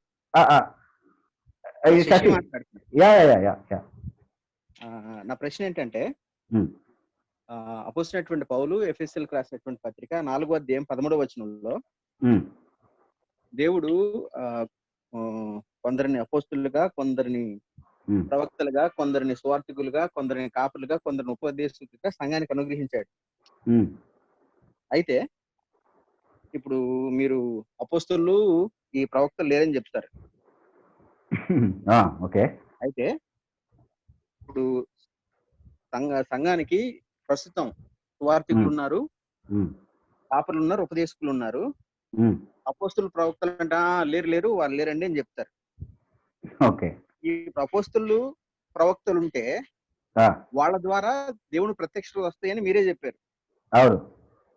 ఇప్పుడు వాళ్ళు ఉన్నారంటే ప్రత్యక్షతలు వస్తాయనే కదా అర్థం. అయితే సోకాల్ ప్రీచర్స్ చాలా మంది వాళ్ళంతా వాళ్ళు మేము ప్రవక్తలమే, మేము అపోస్తులం అని చెప్పుకున్నటువంటి వాళ్ళు చాలా మంది చెప్తున్నారు, మాకు దేవుడు కళ ద్వారా మాట్లాడాడు, ఈ దర్శనం ద్వారా మాట్లాడాడు, ఈ ప్రవచనం మమ్మల్ని చెప్పన్నాడు అని చెప్పేదాని ప్రకారం వాళ్ళందరూ అబద్ధ అపోస్తులు, అబద్ధ ప్రవక్తలు అని అనుకోవాలా? ఓకే. నా ప్రశ్న ఏంటంటే ఇప్పుడు వాళ్ళు ఉంటే ఇంకా దేవుని ప్రత్యక్షతలు ఇంకా వస్తాయి కదా, వాళ్ళు లేకపోతే దేవుని ప్రత్యక్షతలు లేవు అని అర్థం. ఓకే. ఇప్పుడు ఈ విషయంలో మీరు స్పందించాలని కోరుకుంటాను. Okay okay that's very interesting question. Actually మనం అర్థం చేసుకోవాల్సింది ఏంటంటే అపోస్తుల్ని ప్రవక్తల్ని దేవుడు సంఘానికి అనుగ్రహించాడా లేదా? కాపర్లు, సువార్థికులు, ఉపదేశకులతో పాటుగా అపోస్తుల్ని ప్రవక్తల్ని కూడా దేవుడు అనుగ్రహించాడా లేదా అంటే అనుగ్రహించాడు. కానీ ఎలా అనుగ్రహించాడు? ఎఫెసీ పత్రిక 2వ అధ్యాయము 20వ వచనం ప్రకారము, ఎఫెసీ 2:20 ప్రకారము అపోస్తలులు ప్రవక్తలు వేసిన పునాది మీద సంఘాన్ని కట్టాడు అని అంటున్నాడు. సో అపోస్తలులు ప్రవక్తలు చేసినటువంటి పరిచర్య పునాది పరిచర్య. వారు వేసినటువంటి పునాది మీద మనం కట్టబడ్డాం. ప్రవక్తలు మనకిచ్చినటువంటి పాత నిబంధన గ్రంథము, అపోస్తలులు మనకిచ్చినటువంటి కొత్త నిబంధన గ్రంథము ఆధారంగా సంఘం కట్టబడింది. ఇప్పుడు కాపర్లు, సువార్థికులు, ఉపదేశకులు ఏం చేస్తున్నారు? ఆ పునాది మీద కడుతున్నారు. ఎలా కడతారు? ఆ పునాదిగా ఉన్నటువంటి వాక్యాన్ని తీసుకొని దాన్నే వివరించి చెప్పడం ద్వారా సంఘాన్ని కడతారు. కాబట్టి అపోస్తలులు ప్రవక్తలు మనకు ఉన్నారంటే ఉన్నారు. ఎలా ఉన్నారు? ఈ బైబిల్ రూపంలో ఉన్నారు. ఎందుకంటే ఇది అపోస్తలీయ ప్రవక్తల పునాది పరిచర్య కారణంగా మనకి ఇవ్వబడినటువంటి అనుగ్రహం. ఎప్పుడు కూడా మనకు సంఘంతో ఉండడానికి ఇవ్వబడినటువంటి పునాది బైబిల్. కాబట్టి అంటే మరి ఇప్పుడు బైబిల్ కన్నా అలా చెప్పవచ్చా మనం అంటే, ఇప్పుడు చూడండి యేసుక్రీస్తు ప్రభు లాజరు ధనవంతుని ఉపమానం చెప్పినప్పుడు ధనవంతుడు అంటాడు కదా, నన్ను పంపిస్తే నేను వెళ్ళి వాళ్ళకి చెప్తాను, నా 5 సహోదరులకి, వాళ్ళు కూడా ఇక్కడికి రాకుండా ఉంటారు కదా అని చెప్పినప్పుడు చనిపోయినటువంటి ధనవంతుడు అబ్రహాం ఏమని సమాధానం ఇస్తాడు? వారికి మోషేయు ప్రవక్తలు ఉన్నారు, వారి మాటలు వినకపోతే చనిపోయిన ఒకడు లేచినా కూడా వినరు అని అంటున్నారు. అంటే మోషే ప్రవక్తలు ఇంకా అక్కడే ఉన్నారా? మోషేయు ప్రవక్తలు భూమి మీద ఉన్నారా ఆల్రెడీ ఈ ధనవంతుని టైంలో? అసలు మోషేయు మిగతా ప్రవక్తలు అందరూ ఒక్క కాలంలోనే ఉన్నటువంటి సమయం ఏదైనా ఉందా భూమి మీద? లేదు కదా. మరి వాళ్ళకి మోషేయు ప్రవక్తలు ఉన్నారు అంటే అర్థం ఏంటి? ధర్మశాస్త్రం ఉంది, ప్రవక్తల గ్రంథాలు ఉన్నాయని అర్థం. లేఖనాలని అలా సంబోధించి మాట్లాడుతున్నాడు, మోషేయు ప్రవక్తలు ఉన్నాయని వాళ్ళకి. అలాగే అపోస్తలులు కూడా మనకి ఏమంటున్నారు? మా నోటి 2వ తెస్సలోనిక పత్రిక 2వ అధ్యాయం 15వ వచనంలో మా నోటి మాట వలననైనను మా పత్రిక వలననైనను మీరు వినిన సంగతులను చేపట్టండి అని అంటున్నాడు. మీకు అప్పగించబడినటువంటి సంగతులను చేపట్టండి అంటున్నాడు. ఇప్పుడు మా నోటి మాట వలన అన్నారు కాబట్టి వాళ్ళ నోటి మాటలు ఎక్కడ రాయబడ్డాయి? అంటే వాస్తవానికి పత్రికల ద్వారా రాసింది కూడా వాళ్ళు వ్యక్తిగతంగా ఎవరైనా కలిసినప్పుడు నోటి మాటగా ఏ మాటలైతే చెప్పారో, ఏదైతే అపోస్తుల ఆచారంగా ఈ రోజు కూడా మన సంఘంలో ఆచరిస్తున్నామో అవే విషయాలు చెప్పారు. కొత్తవి ఏవో చెప్పారని మనం ఎందుకు అనుకోవాలి? ఈ రోజు వాళ్ళు అందుబాటులో లేరు కాబట్టి నోటి మాటగా అవి నేర్పించట్లేదు. కానీ పత్రికల్లో ఏ విషయాలు రాసినటువంటి పత్రికల్లో, సువార్తల్లో ఏ విషయాలు అయితే ఉన్నాయో వాళ్ళు బ్రతికుంటే ఈ రోజుకి అదే ప్రకటించి ఉండేవాళ్ళు. 2000 సంవత్సరాలు బ్రతికుంటే ఈ రోజుకి అదే ప్రకటించి ఉండేవాళ్ళు వాళ్ళు నోటి మాటగా. అదే ప్రత్యక్షత ఈరోజు మనకి రాతపూర్వకంగా దేవుడు అందుబాటులో ఉంచాడు. కాబట్టి అపోస్తలులు మనతో ఉన్నారు అని, మోషేయు ప్రవక్తలు వారికి ఉన్నారు కదా అన్నటువంటి భావంలో మనం చెప్తాము. ఖచ్చితంగా అపోస్తలులు ప్రవక్తలు ఈ రోజు ఉన్నారు. సంఘంలో వారు లేరనుకుంటే ఎట్లా? వాళ్ళు ఉన్నారు. కాపర్ల పరిచర్య ఉంది, సువార్థికుల పరిచర్య ఉంది. కాపర్లు సువార్థికులు ఎలాగో ఉంటారు, వాళ్ళు నిలిచిపోయారని మనం ఏం చెప్పట్లేదు. కాబట్టి అయితే అపోస్తలులు అంటే ఇప్పుడు 12 మంది అపోస్తలులు మాత్రమేనా? పౌలు కూడా అపోస్తలుడే, ఆయన 13వ అపోస్తలుడు అవుతాడా అంటే పౌలుకి ప్రత్యేకమైనటువంటి స్థానం ఉన్నటువంటి విషయం ఆయనే ప్రస్తావించినట్టుగా మనం చూస్తా ఉన్నాం. ఆ 12గురిలో అవుట్ ఆఫ్ టైం నేను అకస్మాత్తుగా ఈ పరిచర్యని నేను అన్ఎక్స్పెక్టెడ్ గా పొందినట్టుగా పౌలే చెప్తున్నట్టుగా ఒక ప్రత్యేకమైనటువంటి పిలుపుగా అది పౌలు గుర్తించినట్టుగా మనం చూస్తా ఉన్నాం. సో వీళ్ళు కాకుండా అంటే అయినప్పటికీ అక్కడ ఉన్నటువంటి డిబేట్ ఏంటి అంటే అసలు మత్తయి 12వ వాడ, పౌలు 12వ వాడ అన్నటువంటిది. ఏదేమైనా సరే పరలోకపు గుమ్మము మీద మనం చూసినప్పుడు గొర్రెపిల్ల అపోస్తలులు అని 12 మంది పేర్లే చూస్తాం మనం. సో ఆ సంఖ్య పెరగలేదు, ఇట్ ఈస్ ఫిక్స్డ్ నంబర్ అనేది తెలుస్తా ఉంది. అపోస్తలులు అని పిలువబడినటువంటి వాళ్ళు చాలా మంది ఉన్నారు. అంటే ఇప్పుడు స్టెఫెన్ అపోస్తలుడనే పిలువబడ్డాడు, బర్నబా అపోస్తలుడనే పిలువబడ్డాడు, ఫిలిప్పు బహుశా అపోస్తలుడనే పిలువబడ్డాడు. అంటే గొర్రెపిల్ల అపోస్తలులు, సంఘం యొక్క అపోస్తలులు అన్నటువంటి డిస్టింక్షన్ ని మనం చూసుకుంటే బ్రాడ్ సెన్స్ లో అపోస్తలుడు అంటే పంపబడిన వాడు అన్నటువంటి సెన్స్ లో ఈ రోజు చాలా మంది పంపబడినటువంటి వాళ్ళు ఉన్నారు. సంఘం చేత ఏర్పరచబడి, సంఘం చేత ప్రత్యేకింపబడి పరిచర్య వేరు ప్రాంతాల్లోకి వెళ్ళి సువార్త పనిచేయడానికి పంపబడేటటువంటి అపోస్తలులు చాలా మంది ఉన్నారు. వాళ్ళు గొర్రెపిల్ల అపోస్తలులు, సంఘానికి పునాదిగా ఉండడానికి ప్రత్యక్షతలు ఇచ్చినటువంటి అపోస్తలుల కోవకు చెందినటువంటి అపోస్తలులు కారు. అలాగే అలా గొర్రెపిల్లలు అపోస్తలులు అని పిలువబడిన వారందరికంటే ఉన్నతమైనటువంటి ఇంకొక అపోస్తలుడు ఉన్నాడు, ఆయన యేసుక్రీస్తు ప్రభు. యేసుక్రీస్తు ప్రభు కూడా అపోస్తలుడు అని ఇంకెవరూ చెప్పబడినటువంటి భావంలో చెప్పబడ్డాడు. ఆయన నేరుగా పరలోకం నుండి పంపబడినటువంటి అపోస్తలుడు. అలా కూడా అపోస్తలులు ఉన్నారా అంటే అది అలా నమ్మే వాళ్ళ ఇబ్బంది, మనకి వచ్చిన ఇబ్బంది కాదు అది. సో యేసుక్రీస్తు ఒక భావంలో అపోస్తలుడు అని చెప్పబడ్డాడు. ఆ భావంలో ఎవరు అపోస్తలులు కారు. ఈరోజు గొర్రె పిల్ల అపోస్తలులు అని ఒక స్థానం కొంతమందికి ఇవ్వబడింది. ఆ భావంలో ఎవరు అపోస్తలులు కారు. ఈరోజు సంఘం ఏర్పాటు చేసిన పంపినటువంటి అపోస్తలులు ఉన్నారు, భావంలో అపోస్తలులు ఉన్నారు. నేను కూడా అపోస్తలుడినే. నా సంఘం నన్ను లాక్డౌన్ లేని టైంలో ఊరికినే రుద్రుడు పంపిస్తూ ఉండే. సో నేను అపోస్తలుడు గురువుకి వెళ్ళాను చాలా సార్లు. అపోస్తలుడు అని బిబ్బు వచ్చాడని చెప్పండి ఇప్పుడు నేను. ఎందుకంటే నేను సంఘం చేత పంపబడినటువంటి వాడిని ఇంకొక చోట పరిచయం చేయడానికి. ఆ భావంలో అపోస్తలులు ఉన్నారంటే ఉన్నారు, కానీ వాళ్ళు చెప్పేవంతా కూడా దైవ ప్రత్యక్షతనా అంటే కాదు. ఓకే, సో ఈ రోజు ప్రవక్తలము, మేము అపోస్తలము, మాకు దేవుడు నేరుగా చెప్తున్నాడు అంటే వాళ్ళు నిజమైనటువంటి ఎక్స్ట్రా బిబ్లికల్ ఇన్ఫర్మేషన్ ఇచ్చేటటువంటి వాళ్ళు నిజమైనటువంటి ప్రవక్తలు, అపోస్తలులు అని అంగీకరించడానికి మన దగ్గర ఎలాంటి ఆధారము లేదు. People, one point here, you just mentioned that people who are sent are apostles, right? So even we all are apostles. So you just said everything that the so-called apostles say are not really biblical. So, but if they are speaking the scripture, it could be biblical. Yeah, that we made very clear. అంటే వాక్యంలో ఉన్నటువంటి సంగతులే సంఘానికి నడిపింపును అనుగ్రహించే విధంగా చాలా మందిని దేవుడు ఏర్పాటు చేశారు. ఆ క్రమంలోనే ఇప్పుడున్నటువంటి అపోస్తలులు ఉన్నారు, ఇప్పుడున్నటువంటి కాపర్లు కానీ సువార్థికులు కానీ ఎవరైతే ఉన్నారో వాళ్ళని మనం ప్రవక్తలుగా, అపోస్తలులుగా పరిగణించవచ్చు. ఎందుకంటే వాళ్ళు ఆల్రెడీ వాక్యంలో ఉన్నటువంటి విషయాన్ని ప్రకటిస్తున్నారు కాబట్టి. అయితే కాపర్లు, ప్రవక్తలు అని ఎందుకంటున్నానంటే వాళ్ళు సంఘంలో పరిచర్య చేస్తారు, విశ్వాసులకు పరిచర్య చేస్తారు.